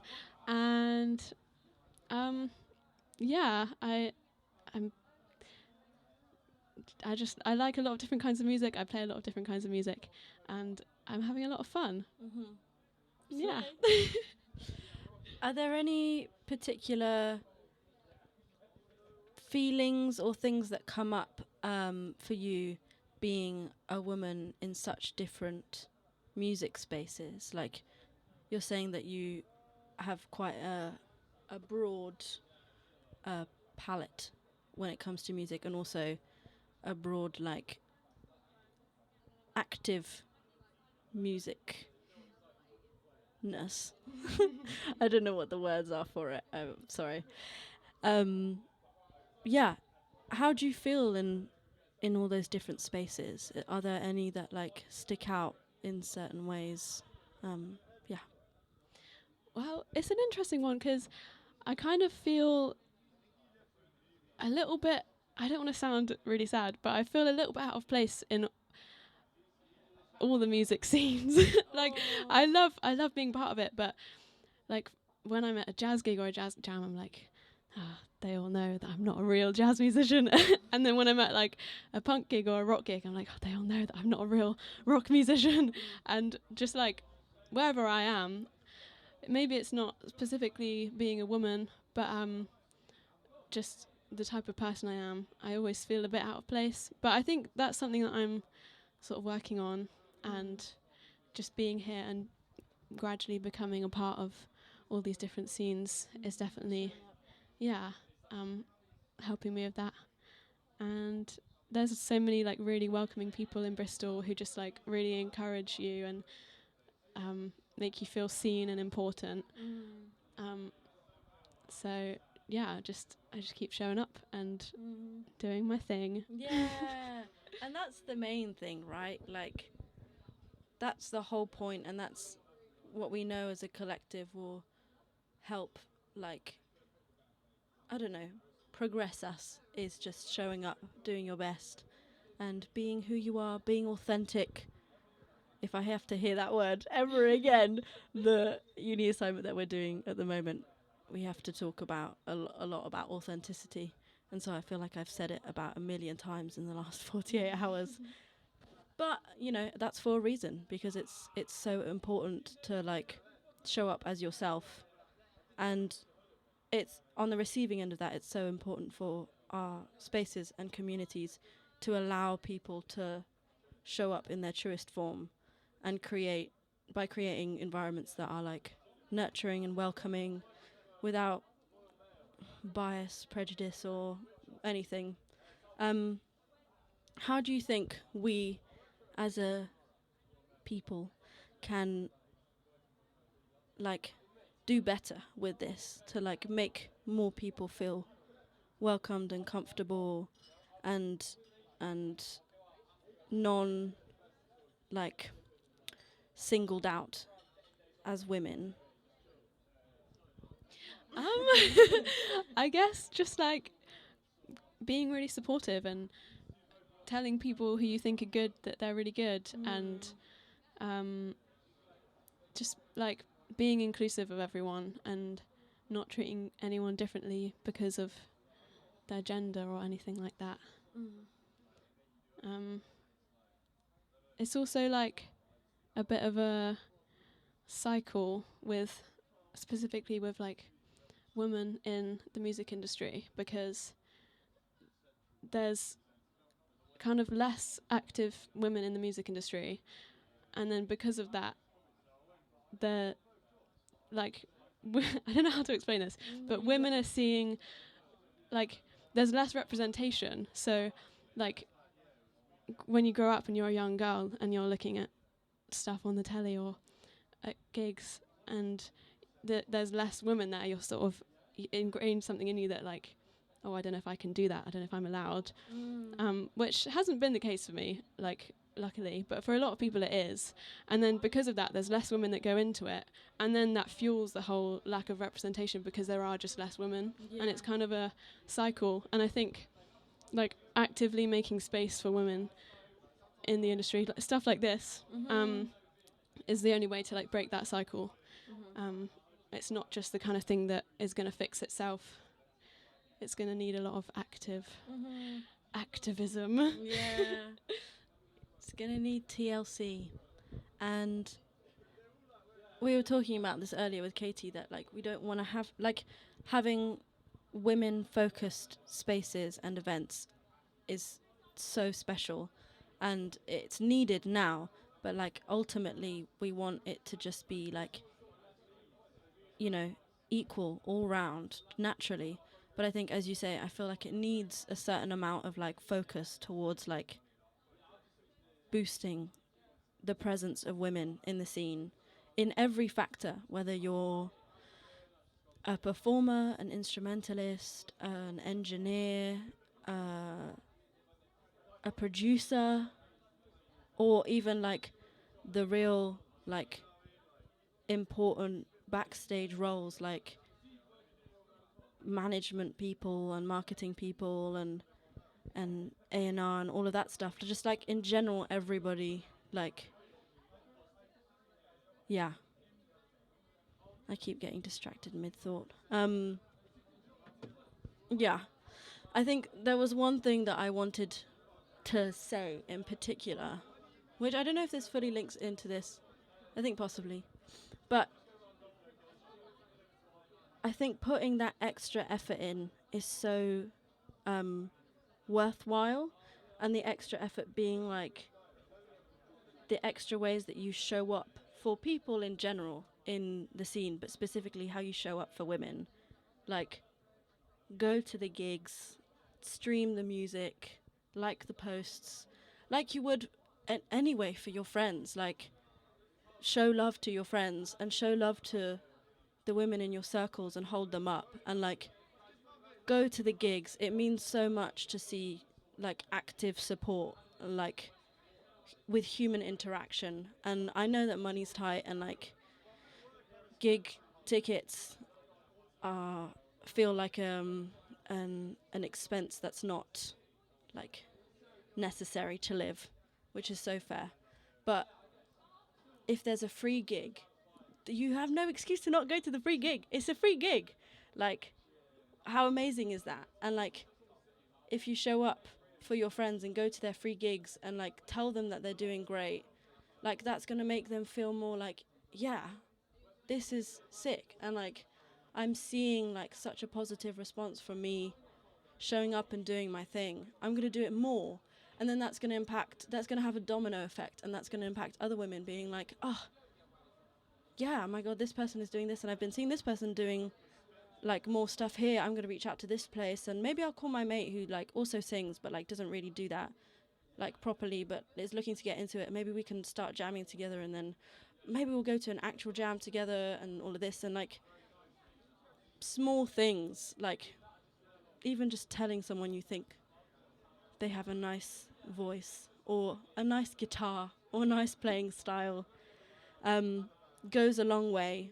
And yeah, I feel like if we can make it more instinctive, that like showing up for people as more of like an unconscious, subconscious thing, I mean, then I think that will really help. I feel like I keep repeating myself, but it all stems from the same thing of just like, yeah, I won't say it again because I feel like I keep saying it. But yeah, I just wanted to say that because it's, you know, obviously you have to prioritize yourself and your well-being and what you need in certain moments, but I think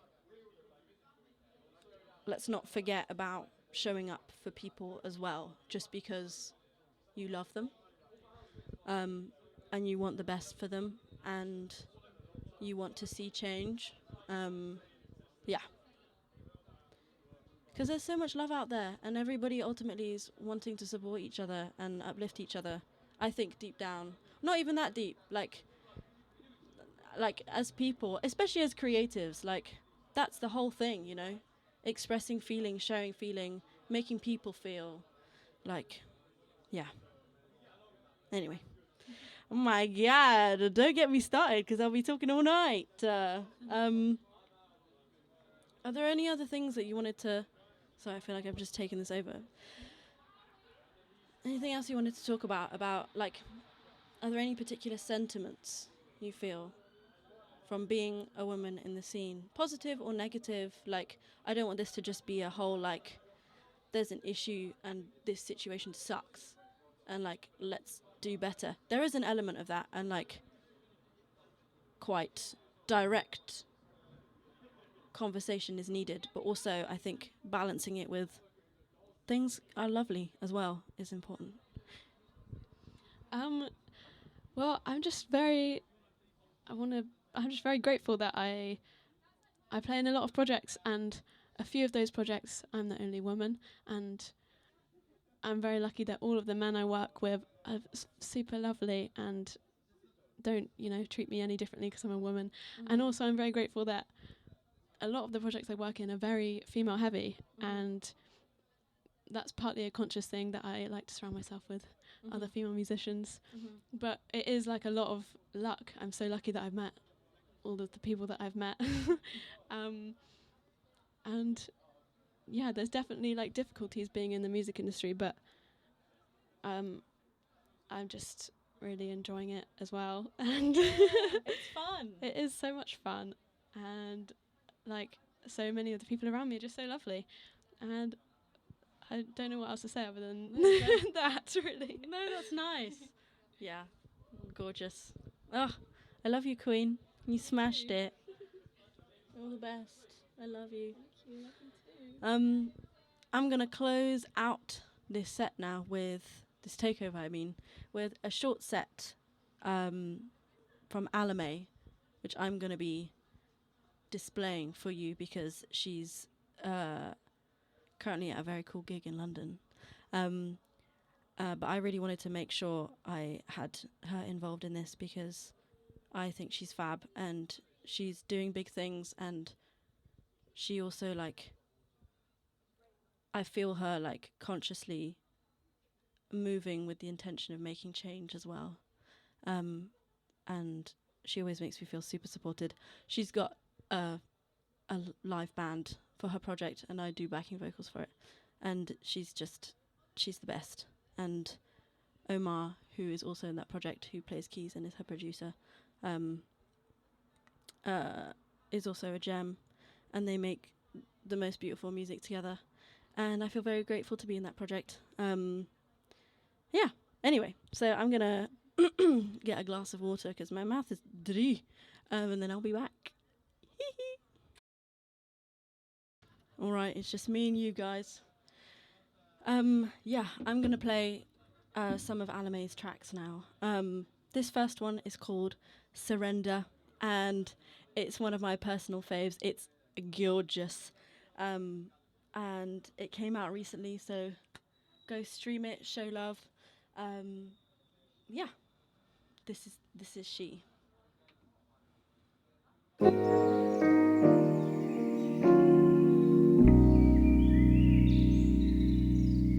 love doing this one live. I was on the last train home, wondering depths of surrender.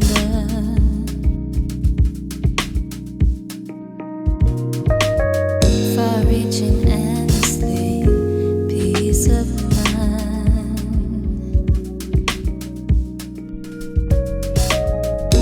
I could find you in the wild,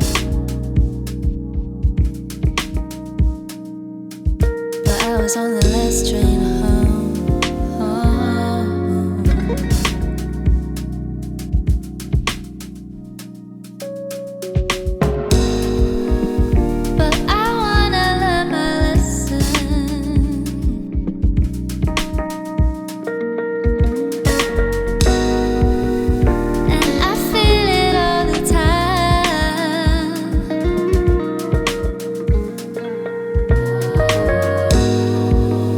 I could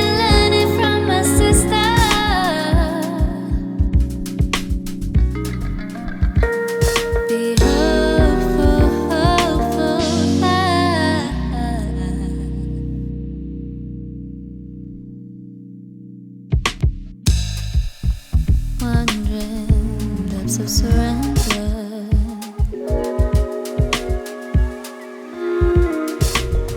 Far reaching endlessly, peace of mind.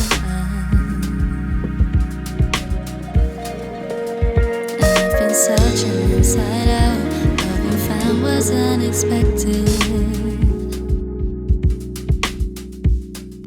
But I was on the last train home.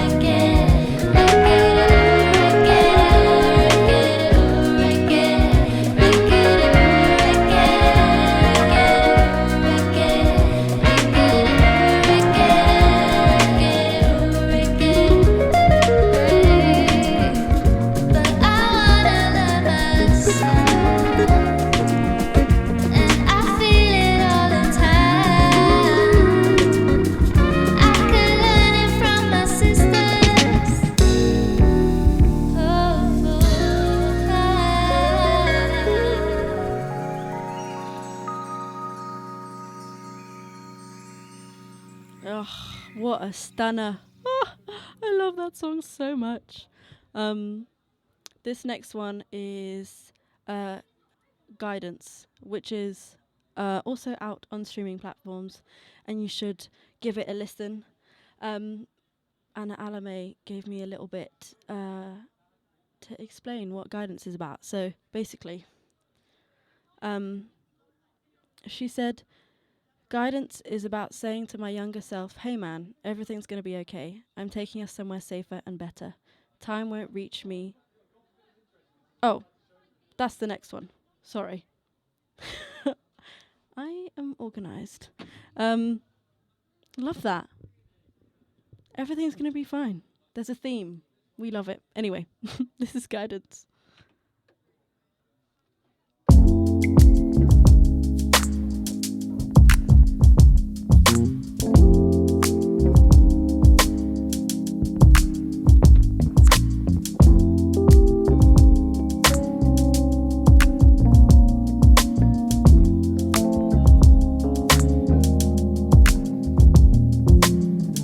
Feel it fraying at the palms.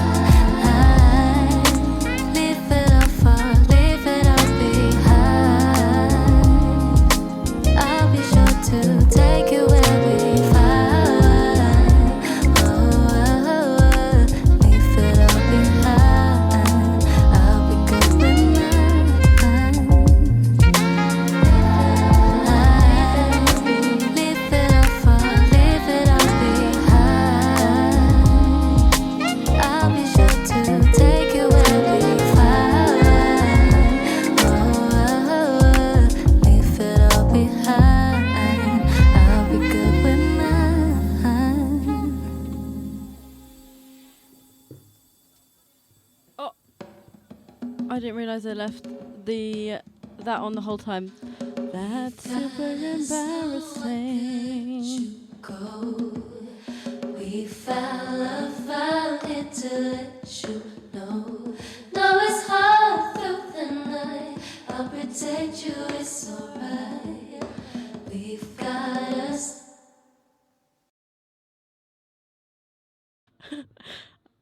I'm back now. I can't believe I left that on the whole time.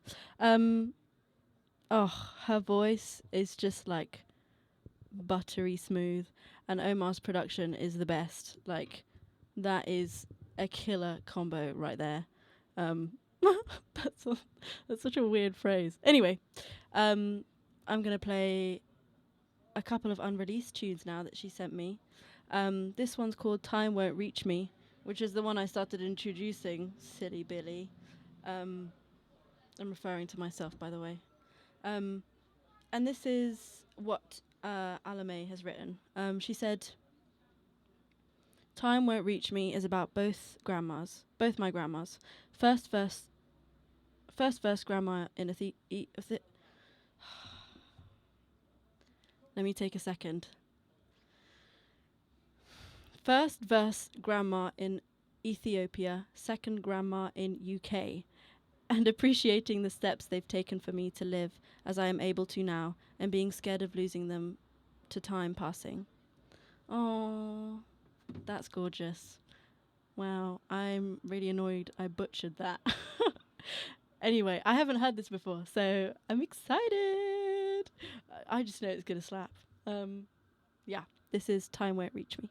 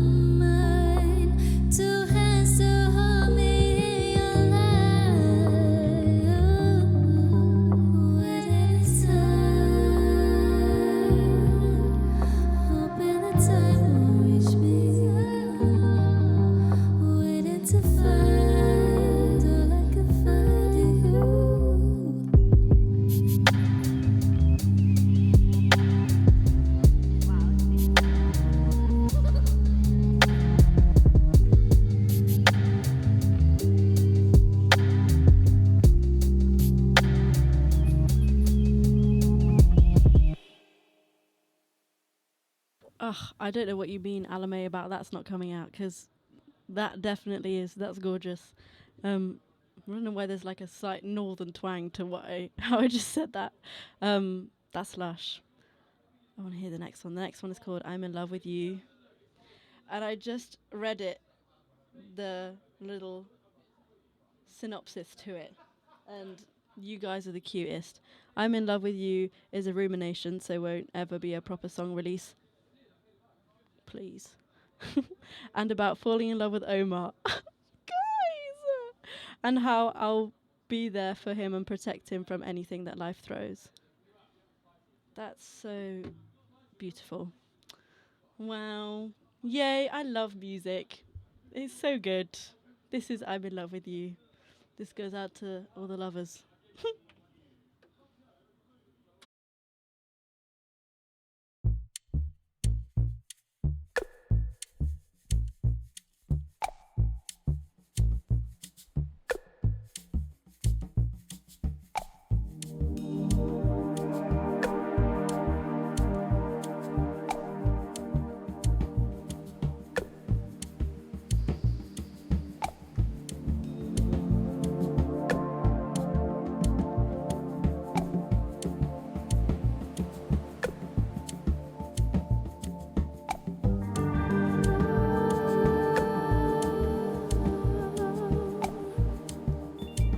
Take a breath and leave it all for me.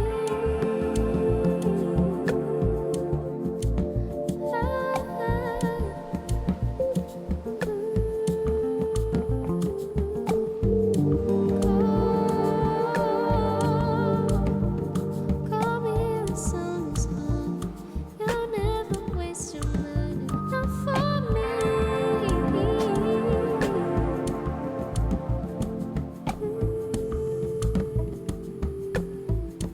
'Cause I was on my own and you came along. Feelings like the sea, memories of it all. Now I feel in love. Now I'm in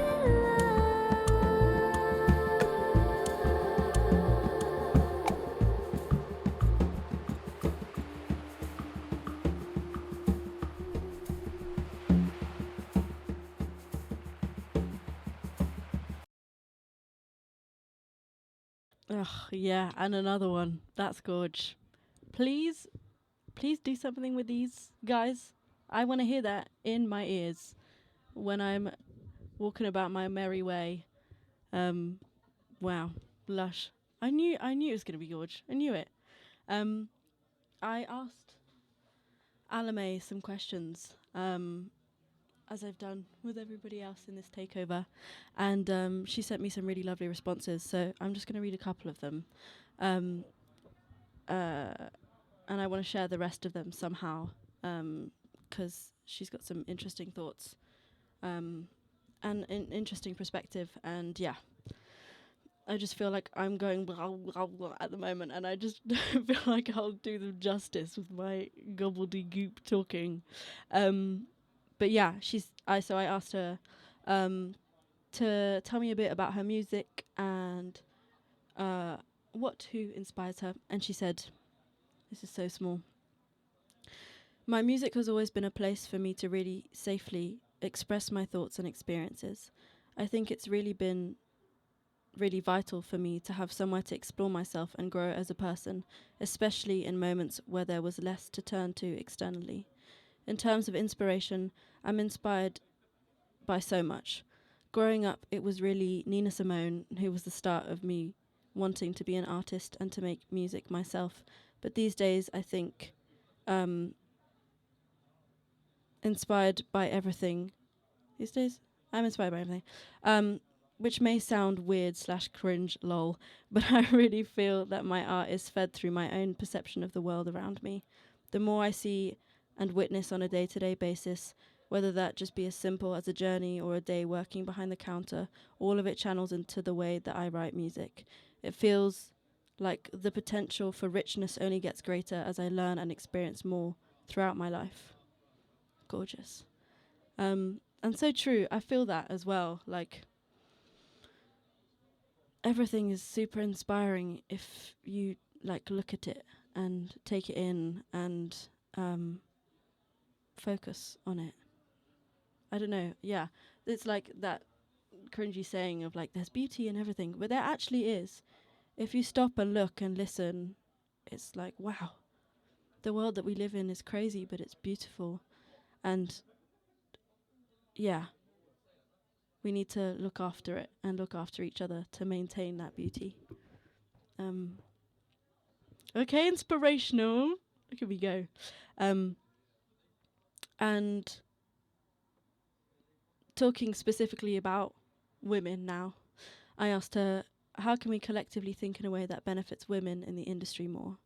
And she said, I think that everyone needs to accept the fact that women know as much as anyone else when it comes to music and have the potential to be as talented as any other player. When you say it out loud, that sounds like a common sense type of statement. But I think actually for a lot of men in the scene, especially when we're looking at female instrumentalists, I don't think that is as believed as maybe we would hope. I think that also the other side of it is protecting spaces from sexism, harassment and exploitation. Even at such a small and grassroots level, which I'm operating at, I don't think that transgressions against women in the scene are taken seriously or dealt with at all. I don't think it makes a difference to how these musicians are able to go on and navigate their careers. They take up space in exactly the same way as they would have done before. I think all that does is push women further and further out of the music scene, as it begins to inherently feel unsafe and unwelcoming. I think if we tackle both sides of that issue, hopefully we will start to see women thrive in the industry more and more. And I agree, 100%. You've got to look at it from both points, and you know, one needs the other. Yeah, that's gorge. Thank you, Alamay, for sending that over. I appreciate you, girl. Go follow her on everything, on Instagram and TikTok and Spotify and everything. She's doing big things, and she's wonderful and a sweet pea. So you'd be doing yourself a favour. We've come to the end of this takeover now. I have been your host, Lily Mackay. I'm gonna outro this said takeover with a really skillful fade in, fade out set of music that I love and I'm inspired by. I'm not a DJ, I never claimed to be a DJ, but who knows? Maybe one day I shall dabble in the art form in a more intentional and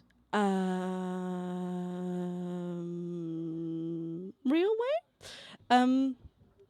Yeah, thank you so much to Void and all of my lovely guests who have come on and shared their magic, because they are all truly magic. And I appreciate you all tuning in and listening to me. And these amazing women share their perspectives and their music and their craft. And yeah, I appreciate you guys. And I appreciate the team at Void and Full Moon and everybody who's at Full Moon right now, just hanging out and listening to me going, wee, wee, wee. Yeah, this has been so special. And I'm very grateful that we have these spaces that are like dedicated to making a change. I feel like I keep saying that and it's so cringy, but like ultimately this is what we're doing. This is what we're trying to do to better the world. I have such deep thoughts. Yeah, I'm going to figure out what I'm doing. Give me 2 minutes, probably a minute and a half. And you will hear me playing music that I like and I'm inspired by women. This is an all-women lineup. This is the point, people. This is why we're here. Yeah. Okay, we have to start with a bit of Amy. Amy's been super influential for me as a young woman wanting to go into the jazz realms and the neo-soul realms and contemporary R&B realms, and she was truly a pioneer. And the Frank album in particular, I think, is one of the greatest albums ever made. And I know it back to back because it's the best thing ever. And yeah, so this is In My Bed.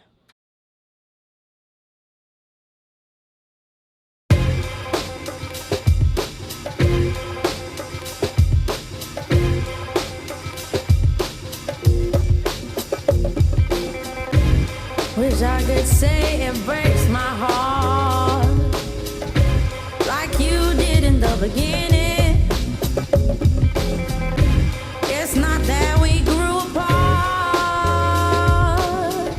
A nightingale no longer singing. It's something I know you can do. Separate sex with emotion. Sleep alone, the sun comes up. You're still clinging to that notion. Everything is slowing down. River of no return. Recognize my every sound. There's nothing new to learn. You'll never get my mind right, like two ships passing in the night, in the night, in the night. Want the same thing when we lay, otherwise minds are different ways, a different way from where I'm going. Oh, it's you again. Listen, this isn't a reunion, so sorry if I turn my head. Yours is a familiar face, but that don't make your place safe in my bed, my bed, my bed.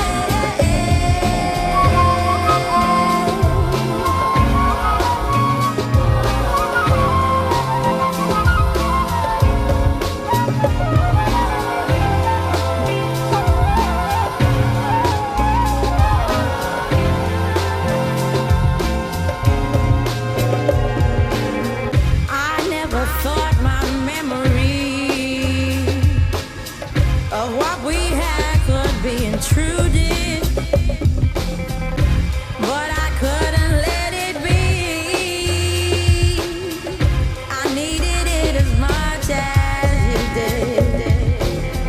Now it's not hard to understand why we just speak at night. The only time I hold your hand is to get the angle right.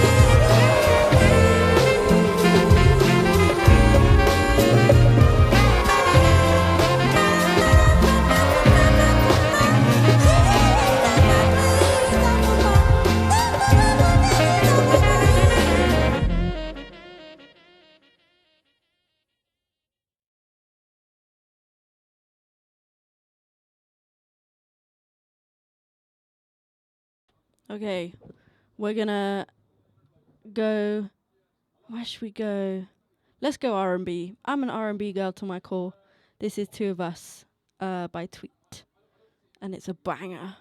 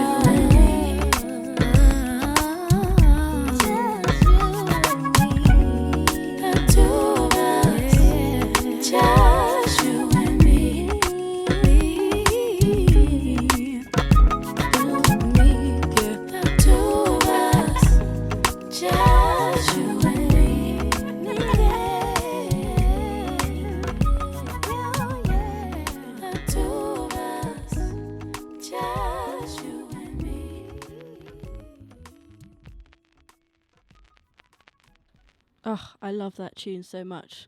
That's like my feel good in the morning making my breakfast song.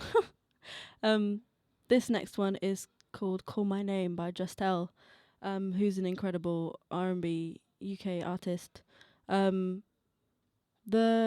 UK contemporary R&B wave happening right now is so sick, and yeah, she's killing it. And she put this song out not that long ago, and it's been on repeat since, so I had to play it. Yeah, gorgeous.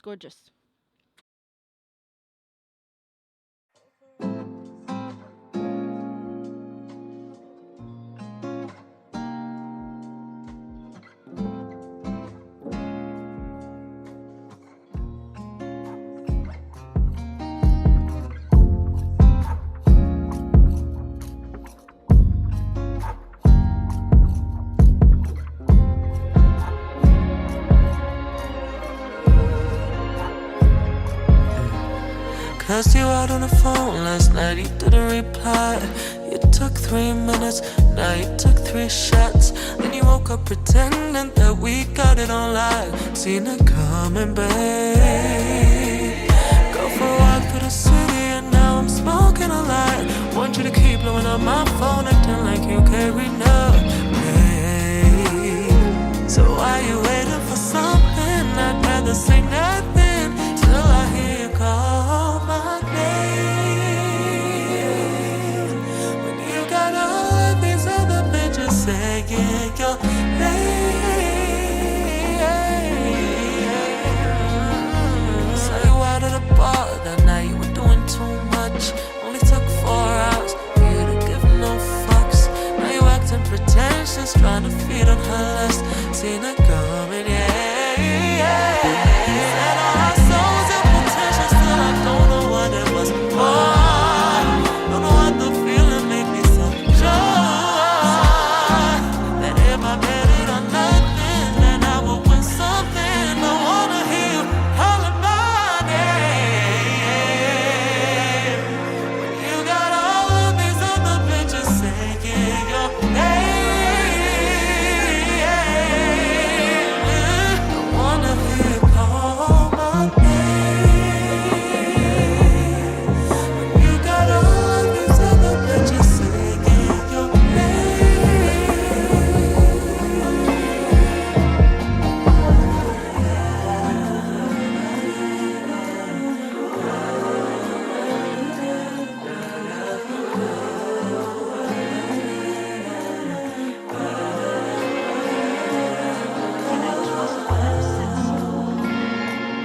Can I trust my intuition?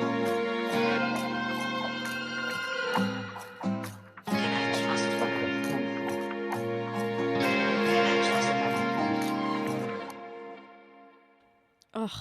I don't really nerd out about much except for women and music, but specifically vocal arrangements, vocal layering, ad-libs, harmonies, stacks. I just so good, and Giselle is incredible at this, and it's a big theme in this new wave of R&B that's coming through. I mean, stacks and vocal layering and arrangements have always been integral to R&B, but like this new wave is like, it's so good, and I'm so here for it, and I can't wait to include all of that jazz in my own music, which may or may not be coming in a few months. Watch this space. Ooh. I wouldn't be doing a Lily set of music if I didn't play any Yeba. Yeba's been a huge influence for me. She's just like one of the vocal bibles, along with Brandy and everyone else, in my opinion. Her like choice of intervals and harmony, and like the way she uses her voice as an instrument is just like something to be studied. Anyway, she's fab. Yeah, but if you're listening and watching, please let's go for a coffee. I think we'd be really good friends, and I want to ask you loads of questions. So yeah, if anybody has any contacts to Yeba, let me know. I'd be greatly appreciated. I think it would benefit both of us if we had a friendship. Anyway, this is Distance. I love this song.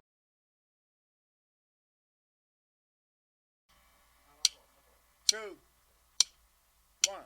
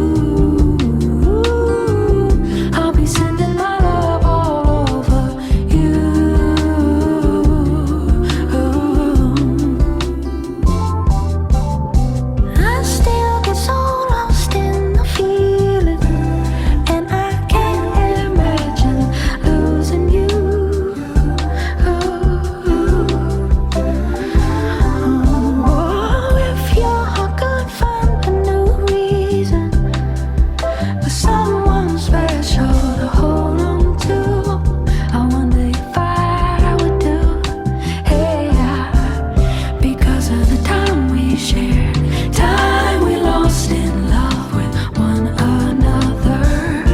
Days we had paid the cost of losing heart's desire so soon. So very soon I'll be sending my love all over you. Take me back to the distance. Oh yeah, babe. Late night cooking in my kitchen. Dirty dancing in my room. I love the things you do, and I'm sending all of my love to you.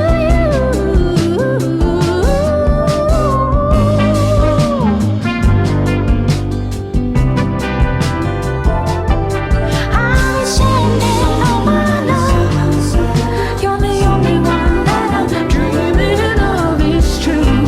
I'll be sending all my love, sending my love all over you, sending my love all over you, sending my love all over you, sending my love all over. I'll be sending all my love, sending my love all over. Sending my love all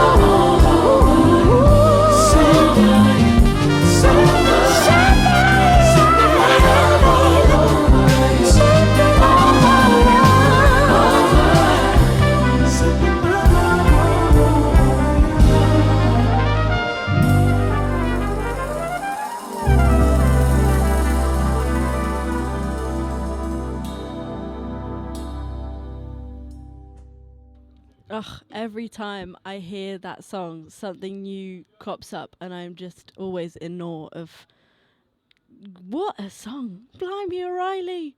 Yabba. You crazy girl. It's so good. If anyone hasn't checked out the Tiny Desk that she did, go check it out because it's a masterclass in magic. Yeah, so good. This is going to be my last one now because we've been here a minute and I feel like I'm happy, and yeah, I feel like this is a good place to sign off. Thank you again so much for tuning in and listening, and sharing your time with me this evening. I've been your host, Lily Mackay. If you want to see what I'm doing in a day-to-day basis, you can follow me on Instagram, lily.mackay_. I actually have a gig on what is today? On Friday, with Tristan Cole on guitar, supporting Stone Cold Hustle. It's going to be really good. It's my first time, I don't know how, but it's my first time playing a gig of my original music in Bristol. I've been here for like 2 years and a half, and that feels a bit bonkers that I haven't done that yet. But this is the whole plan for this next year, is to actually put out some music and do the whole solo career thing, which is scary, but join me for the ride. Yeah, thanks again so much. I appreciate you all, and thank you to all the amazing guests that came on this evening and killed it and shared some really insightful and lovely things. And thank you to Void again for being the best, and Brandon for being the best. Yeah, this is my last one. this is, I think, the most Lily tune that I could think of to end the set. Have a lovely evening. Sleep well.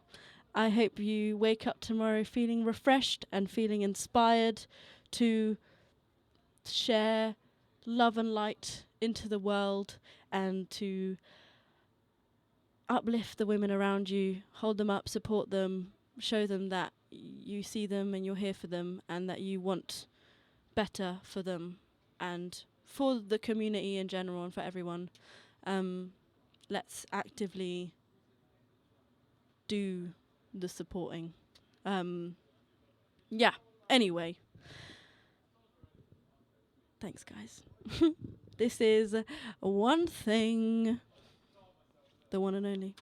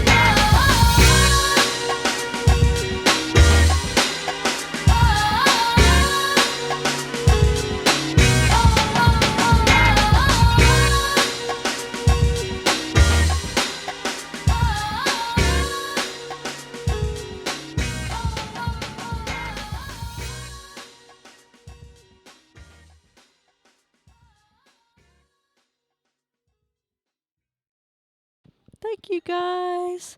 that is officially the end of this takeover. Appreciate you all. Have a lovely evening. Bye bye.